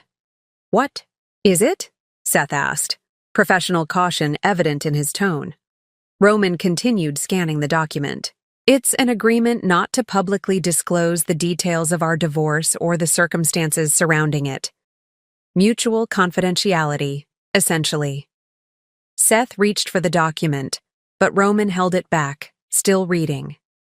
"It specifically prohibits either of us from discussing the embezzlement allegations with anyone, including—" He glanced up at me, genuine surprise in his eyes. "Including potential employers or literary clients." I nodded. "As I told you last night, my goal isn't to destroy your life or career. The legal consequences of your financial decisions are between you and the authorities. But our personal history, that remains private." "Why?" The question seemed torn from him, a genuine inability to comprehend my motivation after months of calculated legal maneuvering. "Because public humiliation serves no purpose except revenge," I replied. "And revenge has never been my objective." Gloria watched this exchange with professional interest, having been briefed on the confidentiality agreement, but not its underlying motivation. Seth appeared increasingly confused, the proceedings diverging from the acrimonious scenario he had clearly anticipated. Roman studied me for a long moment before signing the agreement without further consultation. "Thank you," he said quietly, sliding the document back across the table. "Don't thank me," I replied. "This protects both of us. I have no more desire to become gossip fodder for the literary community than you do." With the final signature complete, a strange silence descended over the conference room, the moment we had all been building toward. Roman and Heidi with their secret plans, me with my evidence gathering, our respective attorneys with their legal strategies, had arrived and passed with anticlimactic efficiency. No dramatic confrontations, no last-minute revelations, just the systematic dismantling of a shared life through methodical documentation. "Well then," Gloria said, gathering the signed papers into a precisely organized stack, "I believe our business is concluded. Mr. Taylor, my office will be in contact if any issues arise during the filing process, but we don't anticipate any complications." Roman nodded, rising from his chair with the slightly disoriented air of someone emerging from a long illness. "Is there anything else I need to do? Paperwork or—" "No," Gloria replied. "The settlement covers all necessary details. You're free to collect your personal belongings from the house as outlined in Section 12, but otherwise, no further action is required on your part." Free? The word hung in the air, its meaning shifting depending on one's perspective. For Roman, it represented release from a marriage that had become a constraint. For me, freedom from the uncertainty and betrayal that had defined the past 3 years. Neither interpretation felt particularly triumphant in this moment. We exited the conference room together, an awkward quartet moving through the reception area toward the elevators. Josie handed me a discreet envelope, a copy of all signed documents, with a sympathetic smile that momentarily cracked my professional composure. Her small kindness, offered without obligation, contrasted sharply with the calculated transactions that had dominated the morning. As we reached the elevator bank, Seth and Paolo stepped aside for a final consultation with Roman. The muted urgency of their conversation suggested they were already strategizing how to manage the professional fallout from the financial revelations. Roman's career wouldn't be destroyed. Talented literary agents rarely faced permanent exile, even after significant scandals, but his reputation would require careful rehabilitation. "You did well," Gloria murmured, standing beside me as we waited for the next elevator. Many clients lose their resolve in the final moments, let emotion override strategy. "You maintained focus throughout." "I had excellent guidance," I replied, grateful for her steady presence throughout this ordeal. The elevator arrived with a soft chime, empty except for a young couple holding hands, their matching gold bands suggesting newlyweds. They moved aside to make room, smiling with the unconscious happiness of people who couldn't imagine their love ever transforming into the formal dissolution we had just completed. I offered a polite smile in return, wondering if they could sense the weight of the documents in my bag, the finality of signatures still drying on heavyweight legal paper. Roman concluded his conversation and joined us in the elevator, maintaining a careful distance. The doors closed, sealing us into a temporary intimacy that felt both foreign and achingly familiar. We had shared countless elevator rides during our marriage, heading to dinner parties, returning from vacations, coming home from literary events where we'd played our roles as the perfect professional couple. Now we stood as near strangers, connected only by legal documents and fading memories. As the elevator descended, I caught Roman's reflection in the polished metal doors. He looked older, the confident facade stripped away to reveal the uncertainty beneath. For a brief moment, our eyes met in the reflection, and I glimpsed something that might have been regret, or perhaps simple acknowledgement of all that had been lost, not just between us, but within ourselves. The elevator reached the ground floor, doors opening to release us into our separate futures. The fallout was just beginning, but for the first time in months, I felt the possibility of moving forward unburdened by the weight of betrayal and deception. Whatever came next would be entirely my own, my choices, my consequences, my story to write. The house was achingly quiet when I returned. In the entryway, I removed my shoes and set down my bag, the folder of divorce papers inside it suddenly feeling both weightier and less significant than it had in Gloria's office. Legal resolution, it turned out, didn't automatically translate to emotional closure. I moved through the rooms like a visitor, noting details I'd somehow overlooked despite living here for years. The small crack in the kitchen ceiling that Roman had promised to fix last summer. The water stain on the dining room curtains from when we'd left the window open during a rainstorm. The slightly uneven bookshelf in the living room that held our combined collection of novels and memoirs, his literary theory texts intermingled with my dog-eared favorites. These imperfections had been background noise during our marriage, minor flaws in an otherwise perfect setting. Now they seemed like harbingers I should have recognized, small fractures that had predicted the eventual collapse. In the kitchen, I opened a bottle of wine, not to celebrate, but simply to feel something beyond the numb efficiency that had carried me through the signing. The first sip burned slightly, the second mellowed, and by the third, I felt the rigid control I'd maintained all day beginning to loosen. My phone chimed with a text from Annie. "Is it done? Do you need company?" I stared at the message, uncertain how to respond. Did I want company? The thought of explaining the day's events, of recounting Roman's defeated expression as he signed away our marriage, suddenly seemed exhausting. But the alternative, sitting, alone in this too-quiet house with only my thoughts for company, felt equally daunting. "All signed," I texted back. "Rain check on company? Need some time to process." Annie's response came immediately. "Absolutely. I'm here when you need me." "Proud of you?" The simple affirmation, "proud of you," unexpectedly brought tears to my eyes. What exactly had I accomplished that merited pride? I had successfully ended my marriage, secured my financial future, protected myself from Roman's betrayal. But beneath the strategic victory lay a profound personal failure.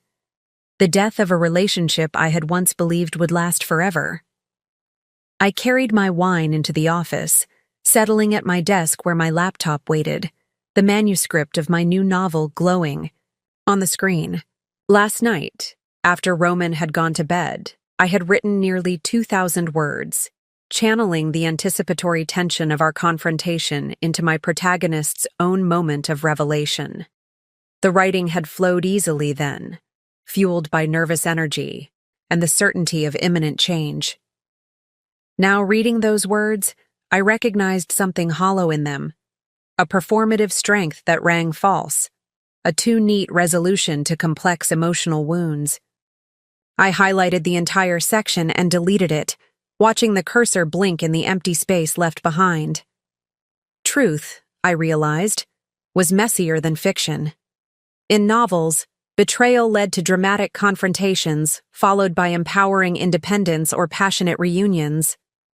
Reality offered no such narrative satisfaction, just paperwork, polite legal language, and the disorienting absence of a future you had once taken for granted. The doorbell rang, startling me from my thoughts. I glanced at the clock. Nearly 8 in the evening, too late for normal visitors. A spike of anxiety shot through me. Had Roman returned already to collect his things? I wasn't prepared for another encounter, not with my carefully constructed composure beginning to crack. I approached the door cautiously, peering through the peephole to find not Roman, but Lillian, my sister, holding what appeared to be a takeout bag from my favorite Thai restaurant. Relief washed over me as I opened the door. "Before you send me away," she said, stepping inside without waiting for an invitation, "Annie didn't send me. I just figured you might need food and sisterly support. If I'm wrong, I'll leave the pad thai and go." The simple kindness of her presumption that I would need nourishment and company on this of all days broke something loose inside me. Without warning, the tears I had suppressed throughout the legal proceedings, the controlled confrontation, the formal signing, spilled over. "Oh, honey," Lillian murmured, setting down the food and wrapping her arms around me. "Let it out. You've been strong long enough." And I did, sobbing against my sister's shoulder with an abandon I hadn't permitted myself in months. I cried not just for the end of my marriage, but for the woman I had been at its beginning. Hopeful, trusting, certain that love was something that could be counted on. I cried for the years spent with a man who had been creating a separate life, right under my nose, for the humiliation of discovering his betrayal, for the cold, strategic person I had become in response. Lillian guided me to the couch, keeping one arm around my shoulders as the tears gradually subsided. "I wasn't sure you'd let yourself feel this," she said softly. "You've been so focused on the legal side, on winning, that I was worried you'd never process the actual grief." "I didn't want to," I admitted, wiping my eyes with the tissue she offered. It felt like giving him power, like proving I was exactly what he thought. Too emotional, too vulnerable. "Feeling pain when something painful happens isn't weakness," Lillian replied. "It's human, and you, despite your best efforts to become some kind of divorce-seeking cyborg these past months, are still very human." A laugh escaped me, watery but genuine. A divorce-seeking cyborg? Is that how I've seemed? "A little bit," she confessed, her smile gentle. "A very well-dressed, articulate cyborg with excellent legal representation, but still. It's been a while since I've seen my actual sister under all that strategic planning." Her observation struck uncomfortably close to the truth. In my determination to protect myself from further hurt, to ensure Roman couldn't take advantage of my emotional vulnerability, I had suppressed not just my pain, but significant parts of my identity, my spontaneity, my openness, my capacity for joy. "I don't know how to be her again," I whispered, the admission feeling like another kind of loss. "The person I was before all this." Lillian squeezed my hand. "You don't have to be her again. She existed in a world that doesn't anymore. But you don't have to be the fortress you've become either.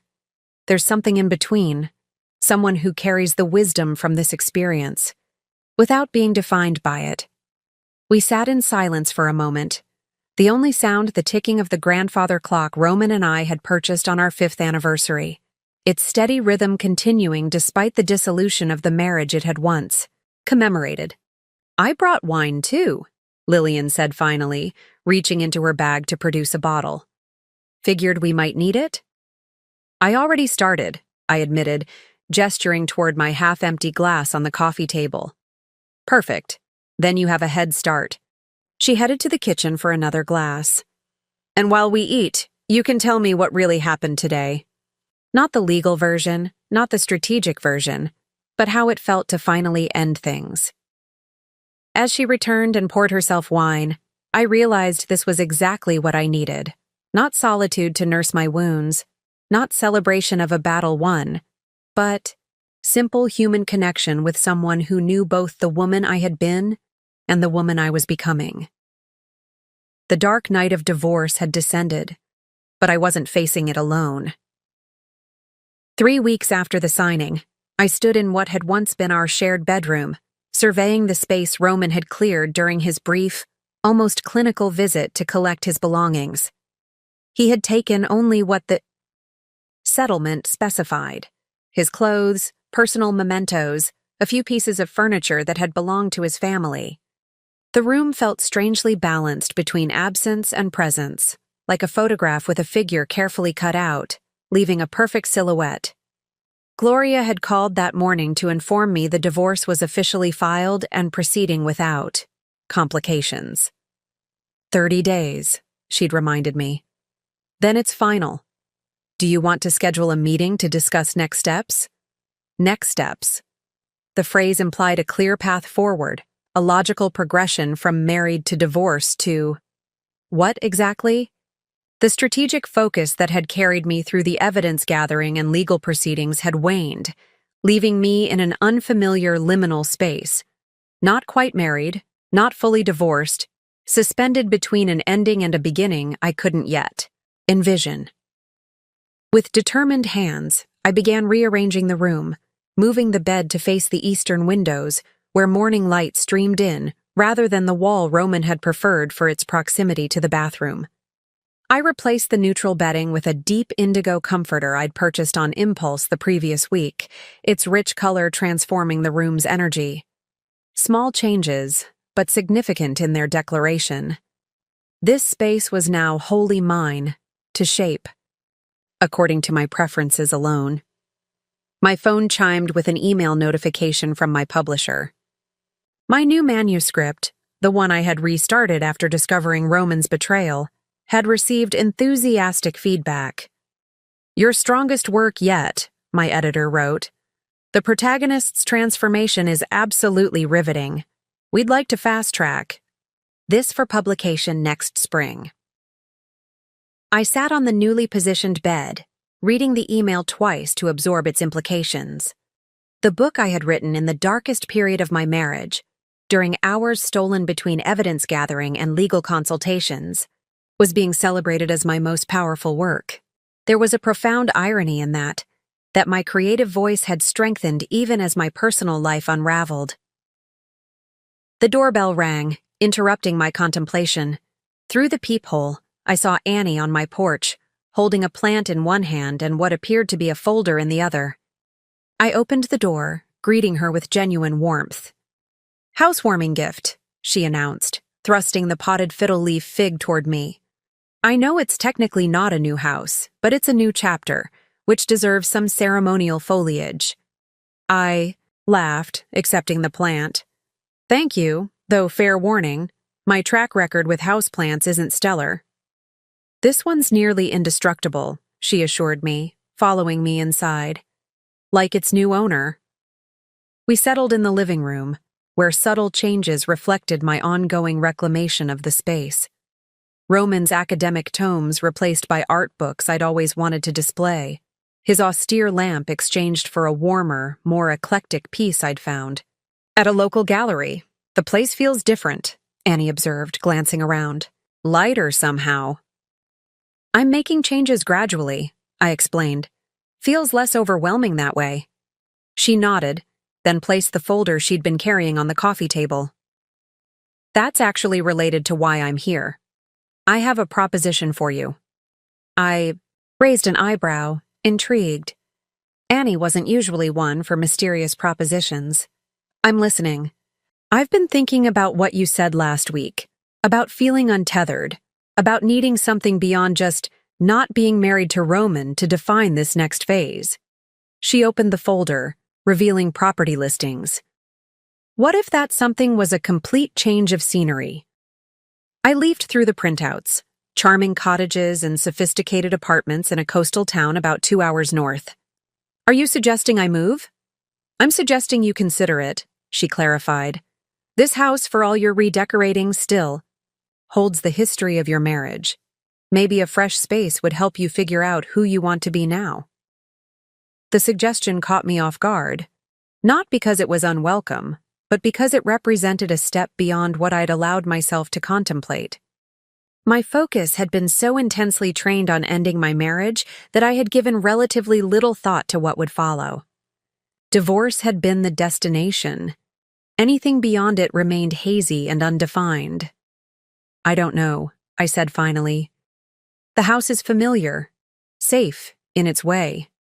Safe isn't always best, Annie replied gently. Sometimes it's just stagnant. Her observation struck a nerve, reminiscent of my sister's assessment weeks earlier. Had I exchanged one form of self-protection for another? First becoming the strategic collector of evidence, now the cautious renovator of familiar spaces?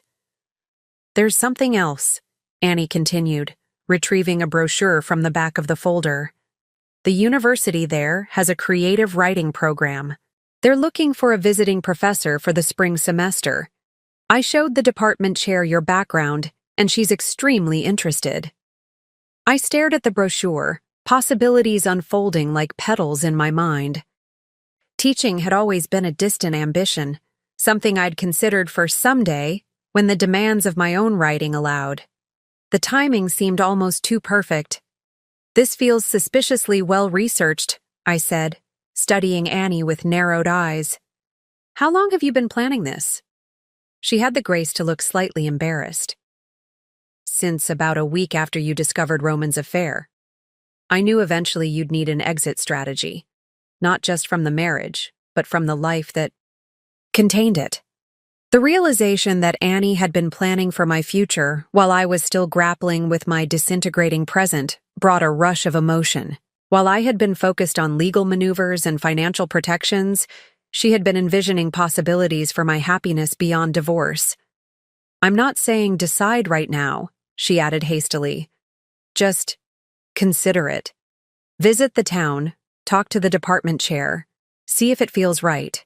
I gathered the listings and brochure, feeling their weight, not as a burden, but as tangible evidence of potential paths forward. For months, my energy had been directed toward ending something. Now I was being invited to consider beginning something else entirely. I'll think about it, I promised, and meant it. After Annie left, I returned to the bedroom with its new orientation and colors. On impulse, I opened the closet that had once housed Roman's precisely organized suits and dress shirts. The empty space seemed to expand beyond its physical dimensions, offering not just room for my own clothes, but a metaphorical blank canvas. Taking stock wasn't just about assessing what remained after loss. It was about recognizing the space that had opened for new possibilities, new choices, new versions of myself waiting to emerge. The question wasn't simply what was left, but what might be created in the newly emptied spaces of my life. For the first time since discovering Roman's betrayal, I felt something that resembled not just resolve or satisfaction, but genuine anticipation. Whatever came next would be entirely of my own making. The coastal town of Harborview looked like something from a postcard. Quaint storefronts lining a main street that sloped gently toward a working harbor. Restored Victorian homes perched on hills overlooking the water, and everywhere the crisp scent of salt air mingling with the earthy aroma of autumn leaves. I had taken Annie's suggestion and scheduled a weekend visit, combining an interview with the university's English department and viewings of potential properties. The department chair, Dr. Vivian Chen, met me at a coffee shop near campus, her enthusiasm for my work immediately evident. "Your novels have been on my contemporary fiction syllabus for years," she said, stirring honey into her tea. "The way you explore transformation through crisis resonates powerfully with students." I smiled, both flattered and slightly disoriented. By her academic analysis of themes I had written largely from intuition rather than theory. "Thank you, though I admit the transformation through crisis in my recent work comes from rather personal experience." "The best writing usually does," she replied with knowing eyes. "That's what makes the visiting professor position so valuable for our students, learning from writers who are actively engaged with their craft, whose work emerges from lived experience, rather than purely theoretical approaches." The position she outlined seemed almost tailor-made for my circumstances. A light teaching load of 2 seminars per week, no committee responsibilities, and ample time to continue my own writing. The spring semester would begin in January, just weeks after my divorce became final. "We don't need your decision today," Dr. Chen assured me as we parted. "But I hope you'll consider it seriously. Fresh perspectives are invaluable in academic settings, especially from writers at pivotal moments in their creative development." Pivotal moments. The phrase lingered as I met with a real estate agent later that afternoon, touring a series of properties that Annie had pre-selected. The first 2 were pleasant but unremarkable: a modern condo near the university, a small ranch house in a quiet neighborhood. The third, however, caught my attention immediately. Set on a bluff overlooking the harbor, the cottage was smaller than my current home, but possessed a character entirely its own. Wide windows capturing ocean views, built-in, bookshelves lining the living room walls, a kitchen with vintage charm updated with modern appliances. Most compelling was the sunroom at the back, its 3 glass walls creating a perfect writing space bathed in natural light. The previous owner was a marine biologist, the agent explained as I stood in the sunroom, imagining my laptop on the built-in desk, my reference books arranged on nearby shelves. She used this as her study for nearly 30 years before retiring to be closer to her grandchildren. 30 years of dedicated work in this light-filled space. There was something appealing about continuing that legacy of focused creativity, of making this room my own sanctuary for however long I might stay in Harborview. "It's available for rent with an option to buy," the agent continued. "The owner wants someone who will appreciate the property's unique character." I ran my hand along the smooth wooden surface of the desk, feeling an unexpected sense of rightness. "I'd like to apply," I heard myself say, "for the rental, with the option to consider purchase later." The agent's smile brightened. "Wonderful. I had a feeling this would be the one. It has a certain energy that seems to match what you described wanting." By Sunday evening, my application had been approved, the teaching position formally offered, and a tentative timeline established for my transition to Harborview. Driving back to the city, I felt a curious blend of excitement and apprehension, the natural response to change, even change one has chosen. The house was quiet when I returned, Roman's absence now familiar rather than jarring. I moved through the rooms with fresh eyes, seeing not just the spaces we had shared but the life those spaces had contained, the dinner parties we'd hosted, the Sunday mornings reading separate sections of the newspaper, the quiet evenings when we'd worked side by side, me on my manuscripts, Roman on his client submissions. Not all of it had been false. That was the complex truth I was finally allowing myself to acknowledge. There had been genuine connection, authentic joy, real partnership, at least in the beginning. Roman's betrayal hadn't erased those truths. It had merely revealed that they were insufficient to sustain what followed. In the office, I began organizing my writing materials, sorting reference books and research notes into categories for packing.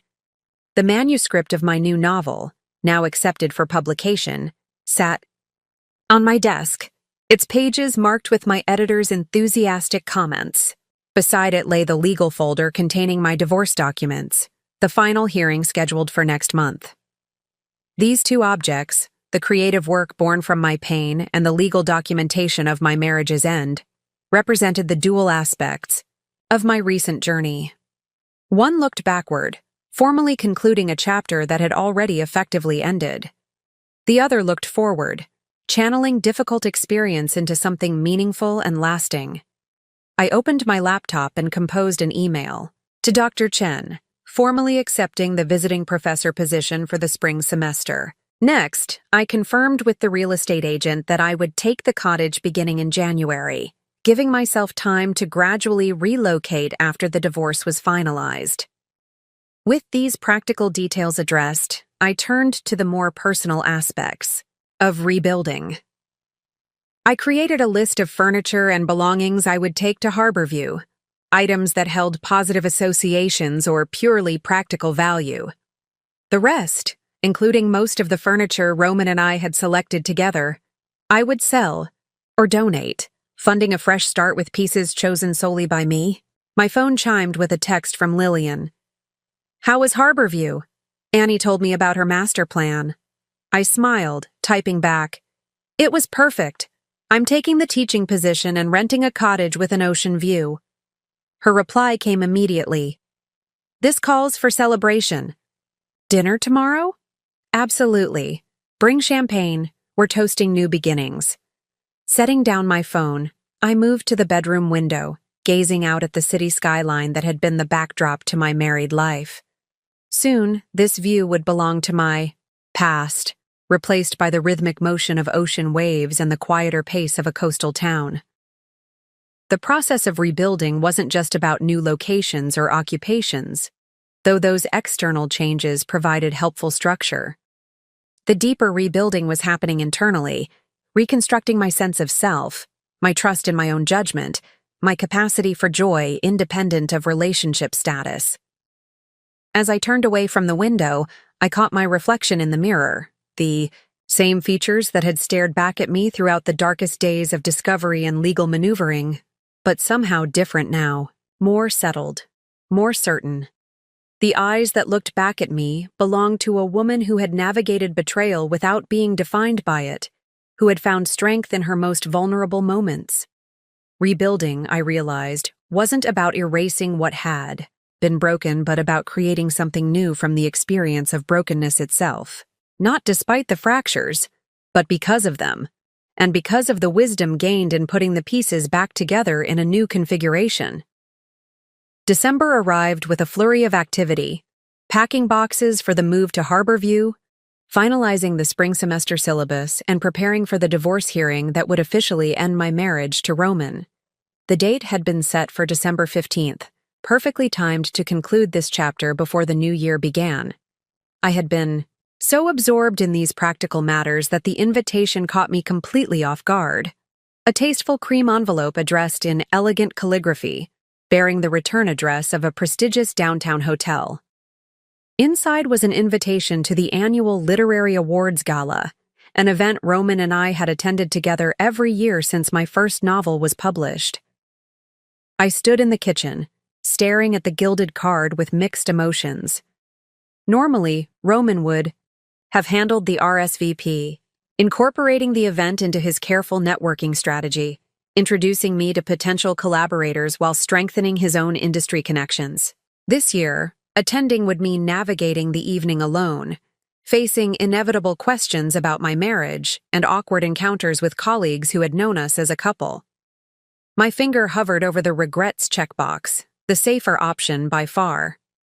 Then my gaze fell on the nominee list, and one name jumped out: Luis Martinez, Roman's former client whose royalties had been among those Roman had embezzled. Luis had been nominated for the prestigious First Novel Award, a significant recognition that Roman should have been celebrating as his agent. Curiosity and a sense of unfinished business propelled me toward the will attend option. Before I could reconsider, I checked the box, wrote my name alone on the response card, and slipped it into the mail. The night of the gala arrived crisp and clear, stars visible even through the city's ambient light. I chose my outfit with deliberate care, not the typical literary cocktail dress I would have worn in previous years, but a sleek jumpsuit in deep emerald that Annie had helped me select, paired with a vintage Art Deco necklace that had belonged to my grandmother. Nothing Roman had ever seen, nothing that evoked our shared past. The hotel ballroom was already crowded when I arrived, literary luminaries and industry professionals mingling over champagne and elaborate hors d'oeuvres. I accepted a glass from a passing waiter and surveyed the room, mentally preparing for the inevitability of encountering familiar faces. "There she is," a warm voice called from nearby. I turned to find Archer Williams, a best-selling thriller writer whose work I had always admired. "I was hoping you'd be here." His genuine welcome eased some of my tension. "Wouldn't miss it," I replied, accepting his friendly embrace. "Congratulations on your nomination. The new book is extraordinary." "Coming from you, that means something," he said. "Listen, I've been meaning to reach out. I heard about the situation with Roman and the agency. Several of us have moved to new representation, and I wanted you to know it wasn't just about the financial issues." I nodded, appreciating his discretion in a public setting. "Thank you. It's been a complicated time." "I can imagine." He glanced around before continuing in a lower voice. "Just so you know, the literary community's support is with you. Whatever Roman may have done, no one confuses his actions with your integrity." His words touched me more deeply than I had expected, addressing an unacknowledged fear that Roman's professional misconduct might somehow taint my reputation by association. Before I could respond, a ripple of subtle movement passed through the crowd near the entrance. Roman had arrived, and he wasn't alone. Heidi stood beside him, dramatically transformed from the desperate figure I had glimpsed in Gloria's reception area. Her blonde hair was elegantly styled, her black gown tastefully sophisticated. She looked polished, professional, and utterly conscious of the attention their entrance had attracted. Archer followed my gaze, understanding immediately. "Ah, bold choice, bringing her here." "Very on-brand for Roman," I observed, surprised by the absence of pain at seeing them together. What I felt instead was a detached curiosity, as though observing characters in someone else's story. "Want to make a strategic exit?" Archer offered. "There's a quiet bar upstairs where several of us usually escape when the networking gets too intense." I considered his kind offer, tempted by the easy escape it presented. Then I caught sight of Luis Martinez standing alone near the bar, nervously adjusting his tie. The young author whose debut novel had earned a nomination despite his agent's betrayal deserved recognition from someone who understood the additional challenges he had faced. "Actually," I said, "there's someone I need to speak with first. Thank you, though. I may find you upstairs later." Archer squeezed my arm supportively before moving away, leaving me to navigate toward Luis without crossing Roman's path. I managed to reach the bar undetected, positioning myself beside the young author. "Luis Martinez," I said, extending my hand. "I'm a great admirer of your work." His face brightened with recognition. You're Roman's wife. I mean, I'm sorry, I don't know the right. Just call me by my name," I said gently. "And congratulations on your nomination." "It's richly deserved," Relief softened his features.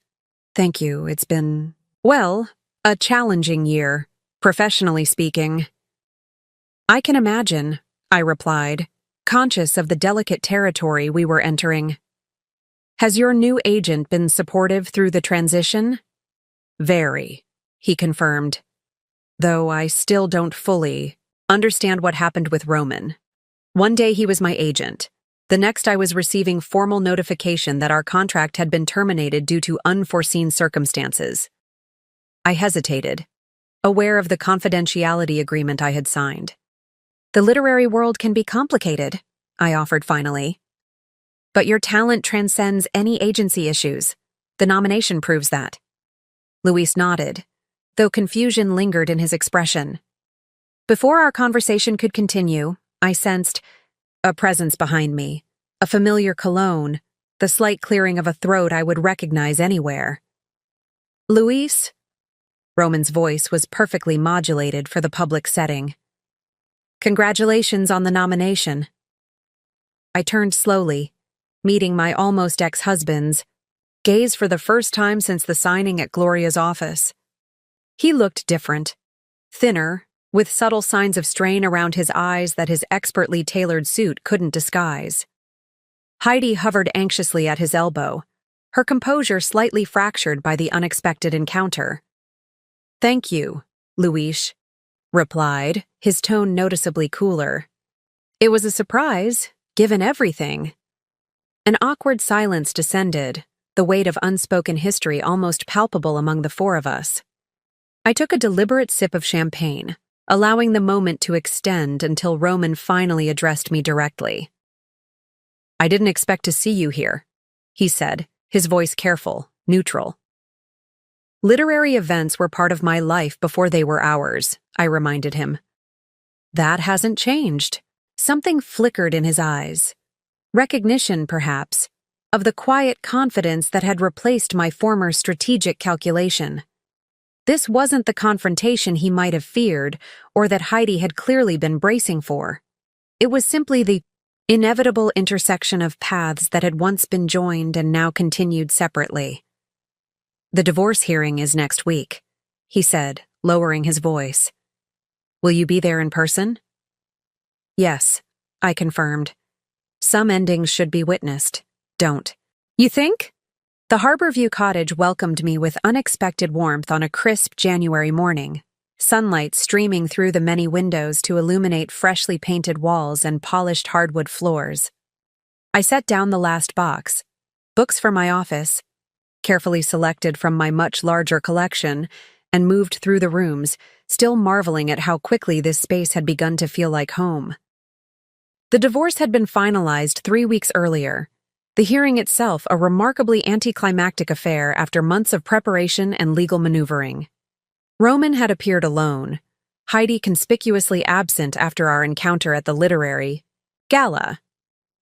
We had exchanged minimal pleasantries, signed the necessary documents, and with the judge's final approval, untangled the legal bonds of our decade-long marriage in less than 30 minutes. As I unpacked the books, arranging them on the built-in shelves of what was now my writing studio, I reflected on how thoroughly my life had transformed in just a few months. New home, new town, new career direction with the teaching position that would begin next week. The external changes were significant, but the internal shift felt even more profound. The doorbell rang, interrupting my thoughts. Through the beveled glass panels, I could see Annie and Lillian on the porch, arms laden with bags and what appeared to be a potted plant. Another nearly indestructible specimen, no doubt.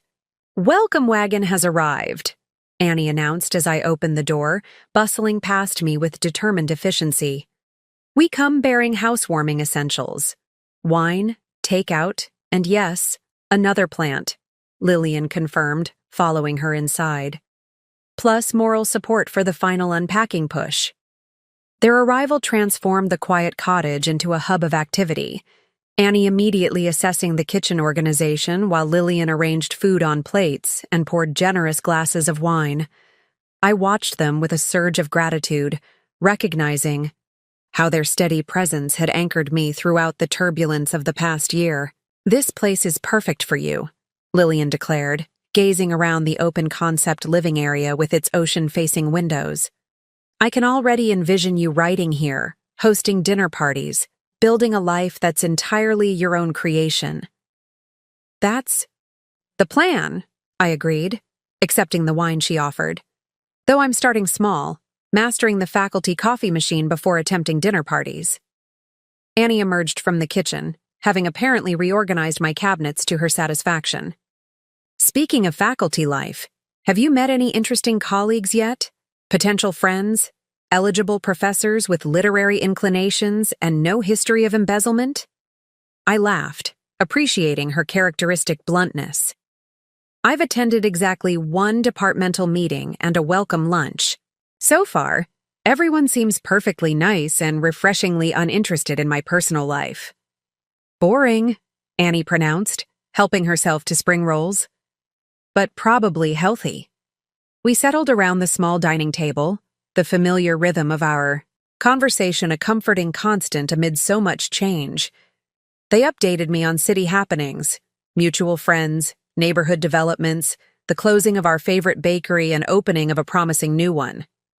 News that would have been part of my daily life just weeks ago now reached me as dispatches from a world I was no longer fully part of.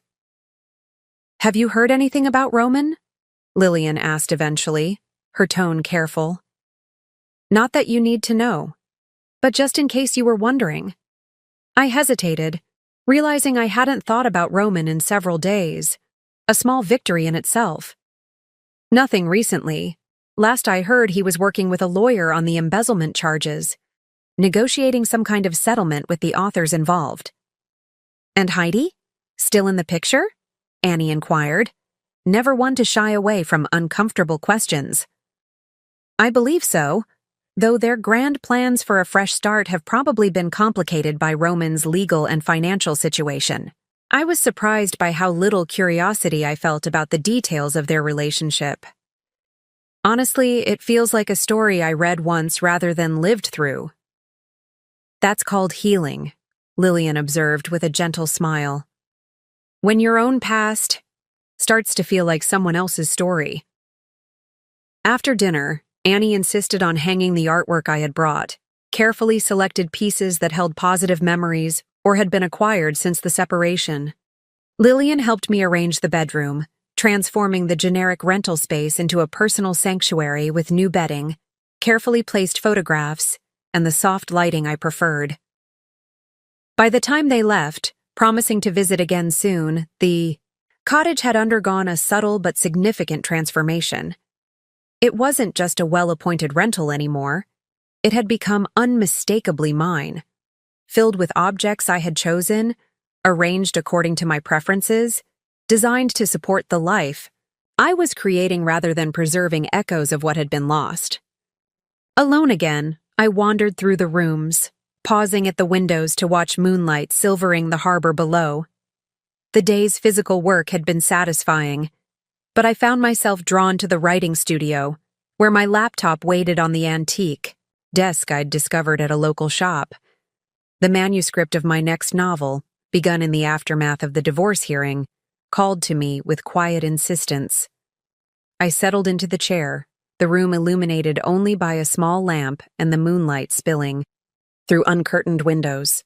Unlike my previous novel, written in the crucible of betrayal and legal strategy, this work emerged from a different emotional landscape. Not the white-hot intensity of crisis, but the more nuanced territory of rebuilding. My protagonist, like me, had navigated significant loss, but the story wasn't about the dissolution of her former life.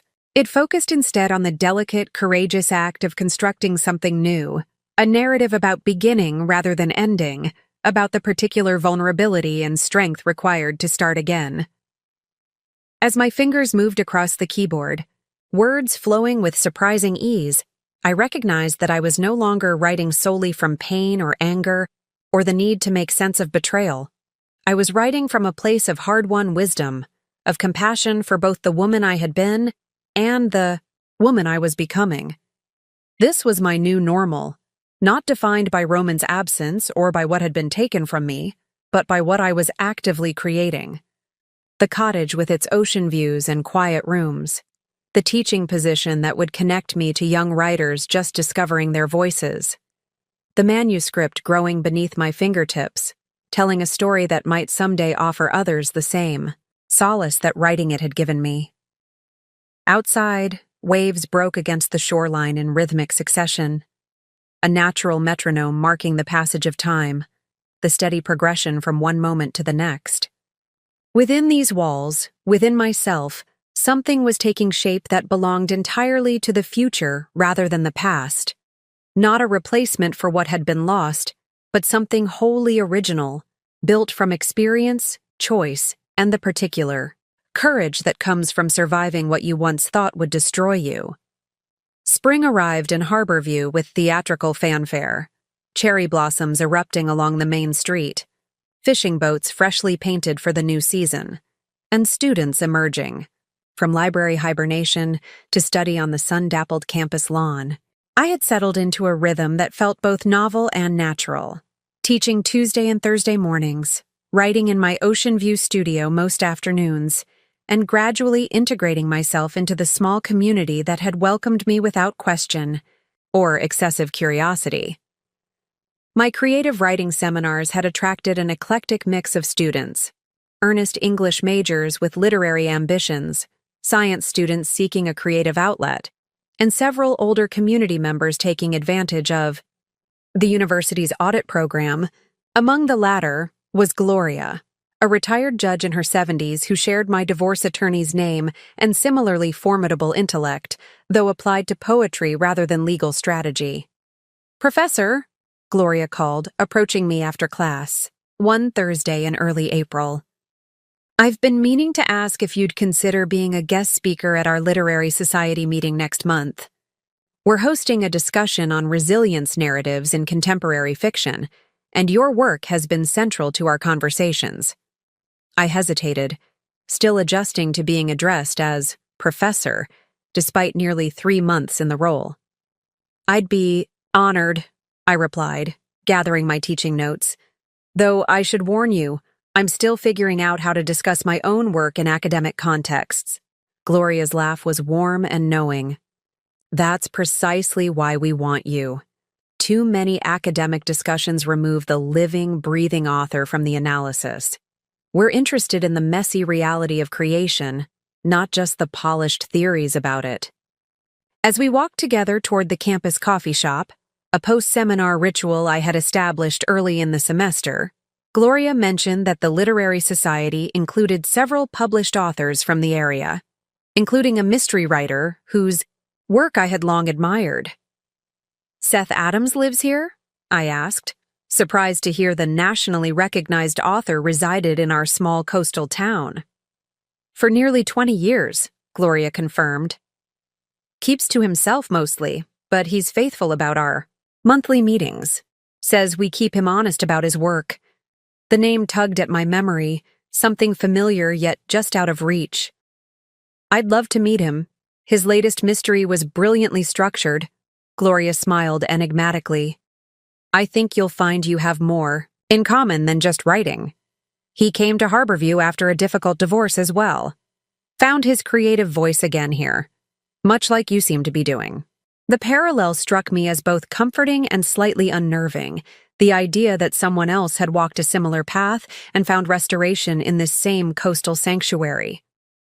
Before I could question Gloria further, my phone chimed with an incoming call from my editor in New York.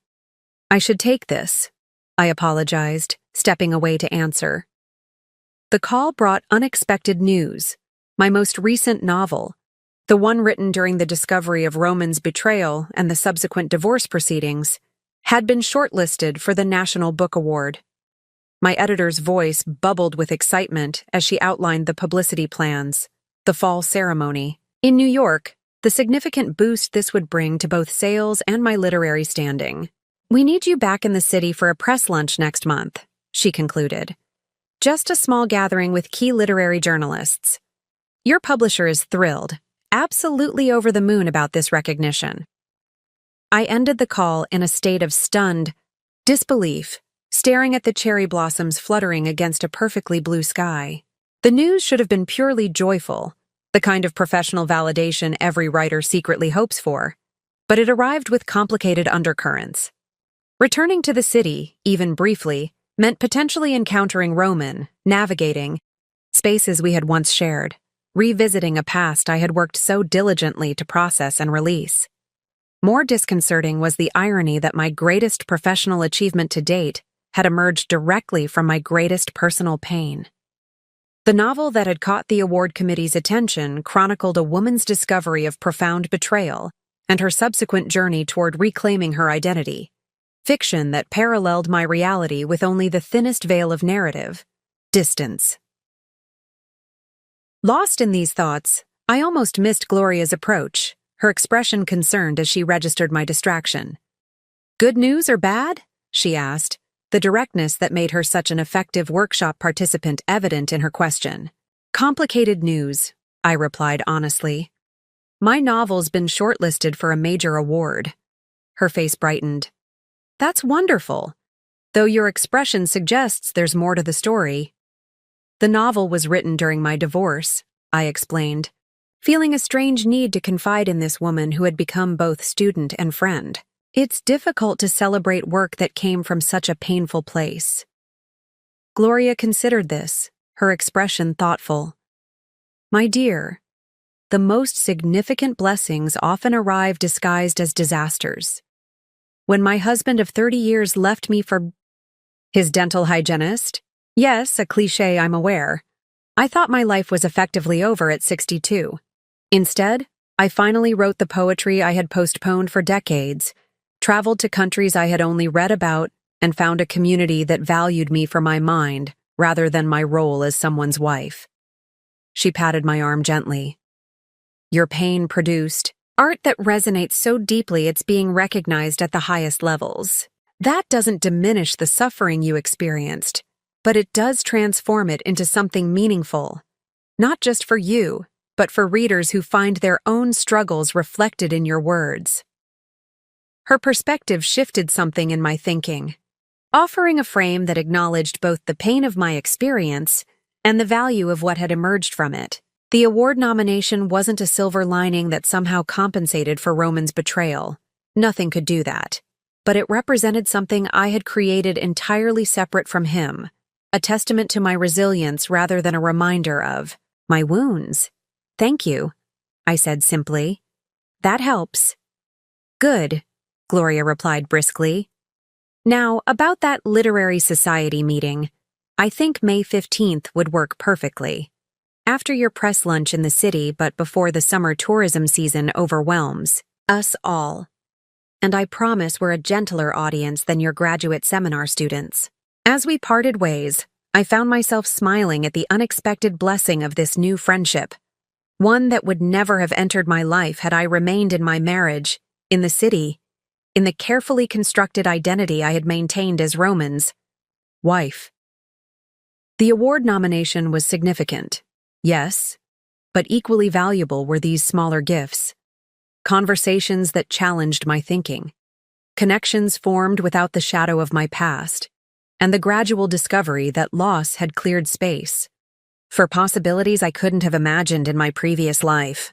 The literary press lunch in New York felt like visiting a foreign country where I happened to speak the language.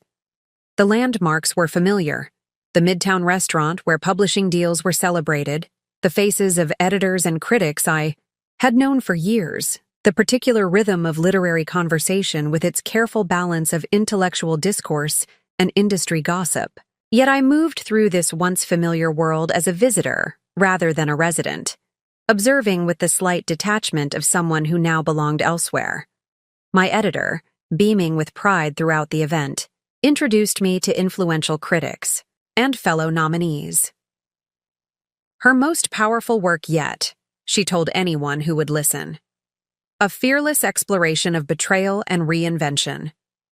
I accepted congratulations with genuine gratitude while deflecting questions about the novel's autobiographical elements with practiced responses. Yes, I drew from personal experience. No, not every detail mirrored my life. Yes, Writing through difficult circumstances had been both challenging and cathartic. What I didn't share was how thoroughly the act of writing had saved me during those dark months, how transforming my pain into narrative had provided structure. When my personal life was chaotic, how creating a protagonist who navigated betrayal with dignity had helped me discover my own strength. Some truths belonged to me alone, too intimate to become talking points at a promotional lunch. The event concluded earlier than expected, leaving me with several hours before my train back to Harborview.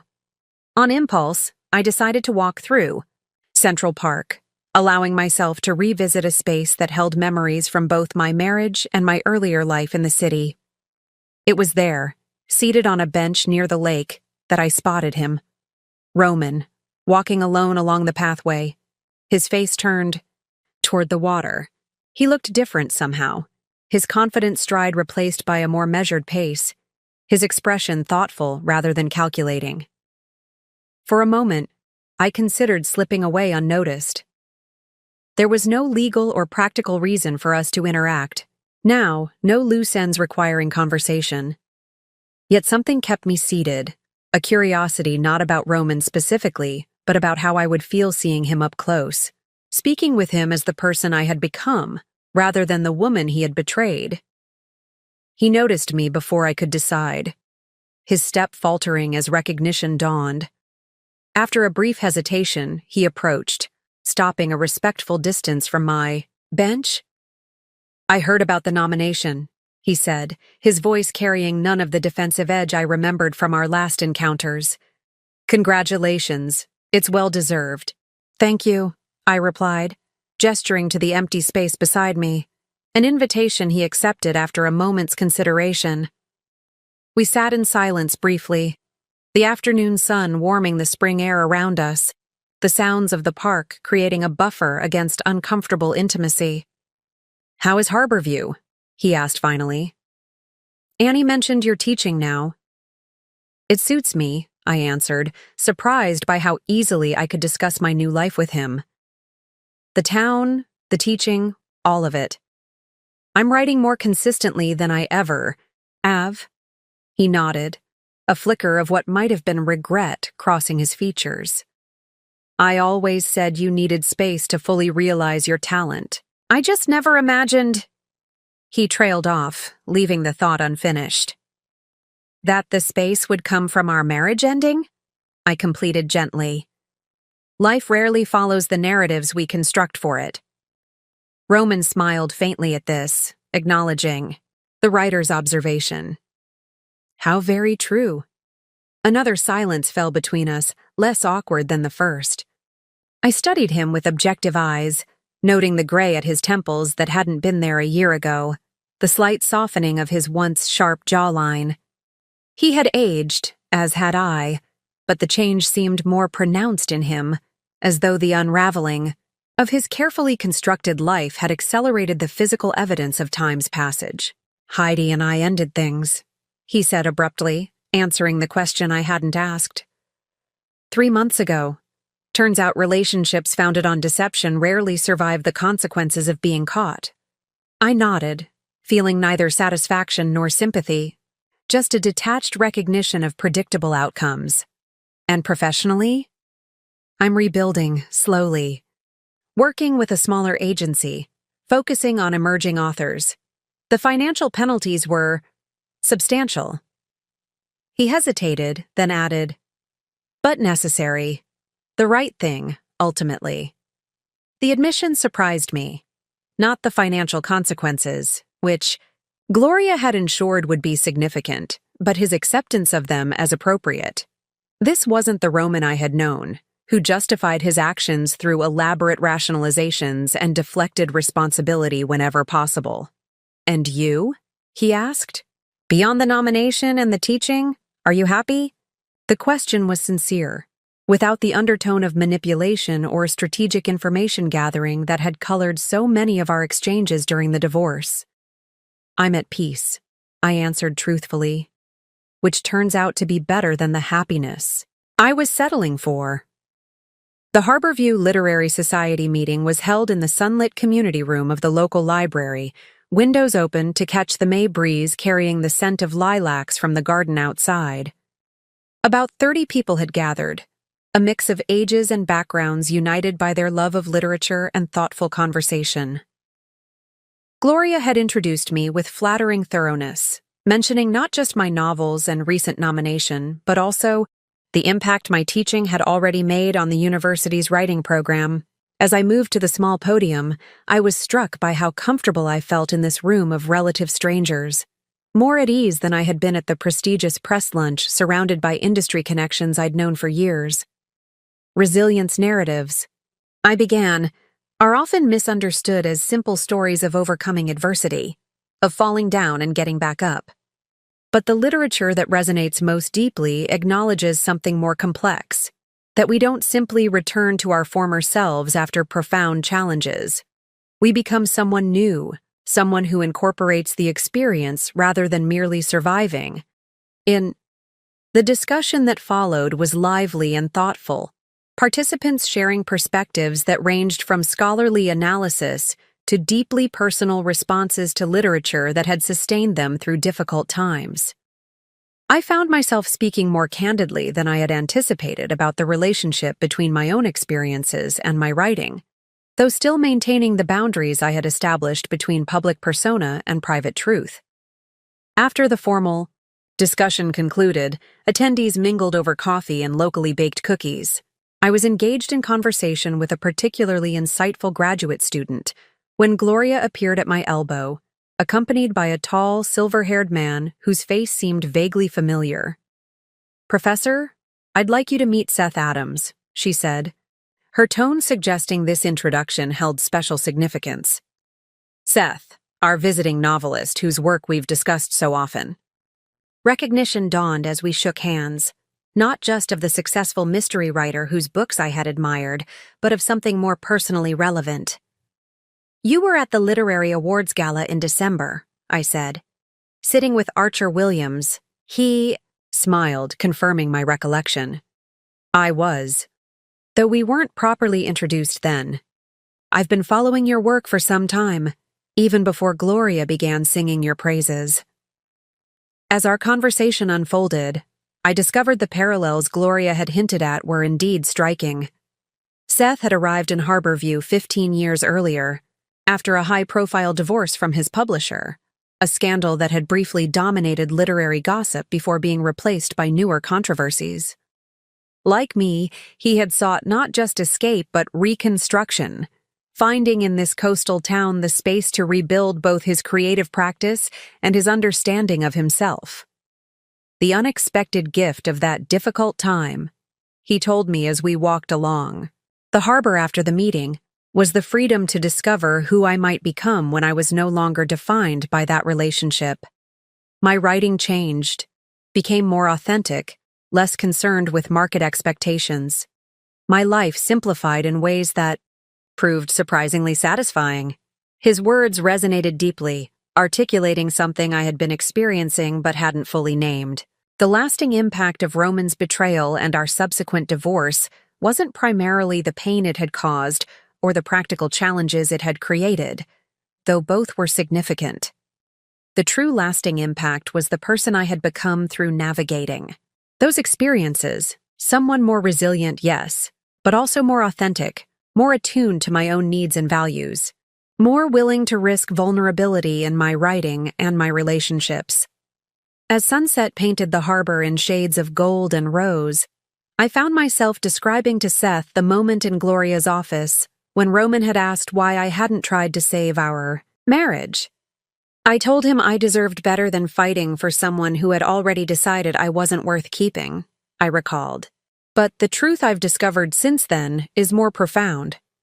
I deserved the opportunity to discover who I could be on my own terms, without compromising my values or diminishing my voice to maintain a relationship that had become fundamentally dishonest. Seth nodded in understanding. The end of one story became the beginning of a better one. Exactly, I agreed, watching seabirds circle against the deepening twilight. And unlike the stories I write, this one has no predetermined ending. just chapters waiting to be discovered one day at a time. Up next, you've got 2 more standout stories right on your screen. If this one hit the mark, you won't want to pass these up. Just click and check them out. And don't forget to subscribe and turn on the notification bell so you don't miss any upload from us.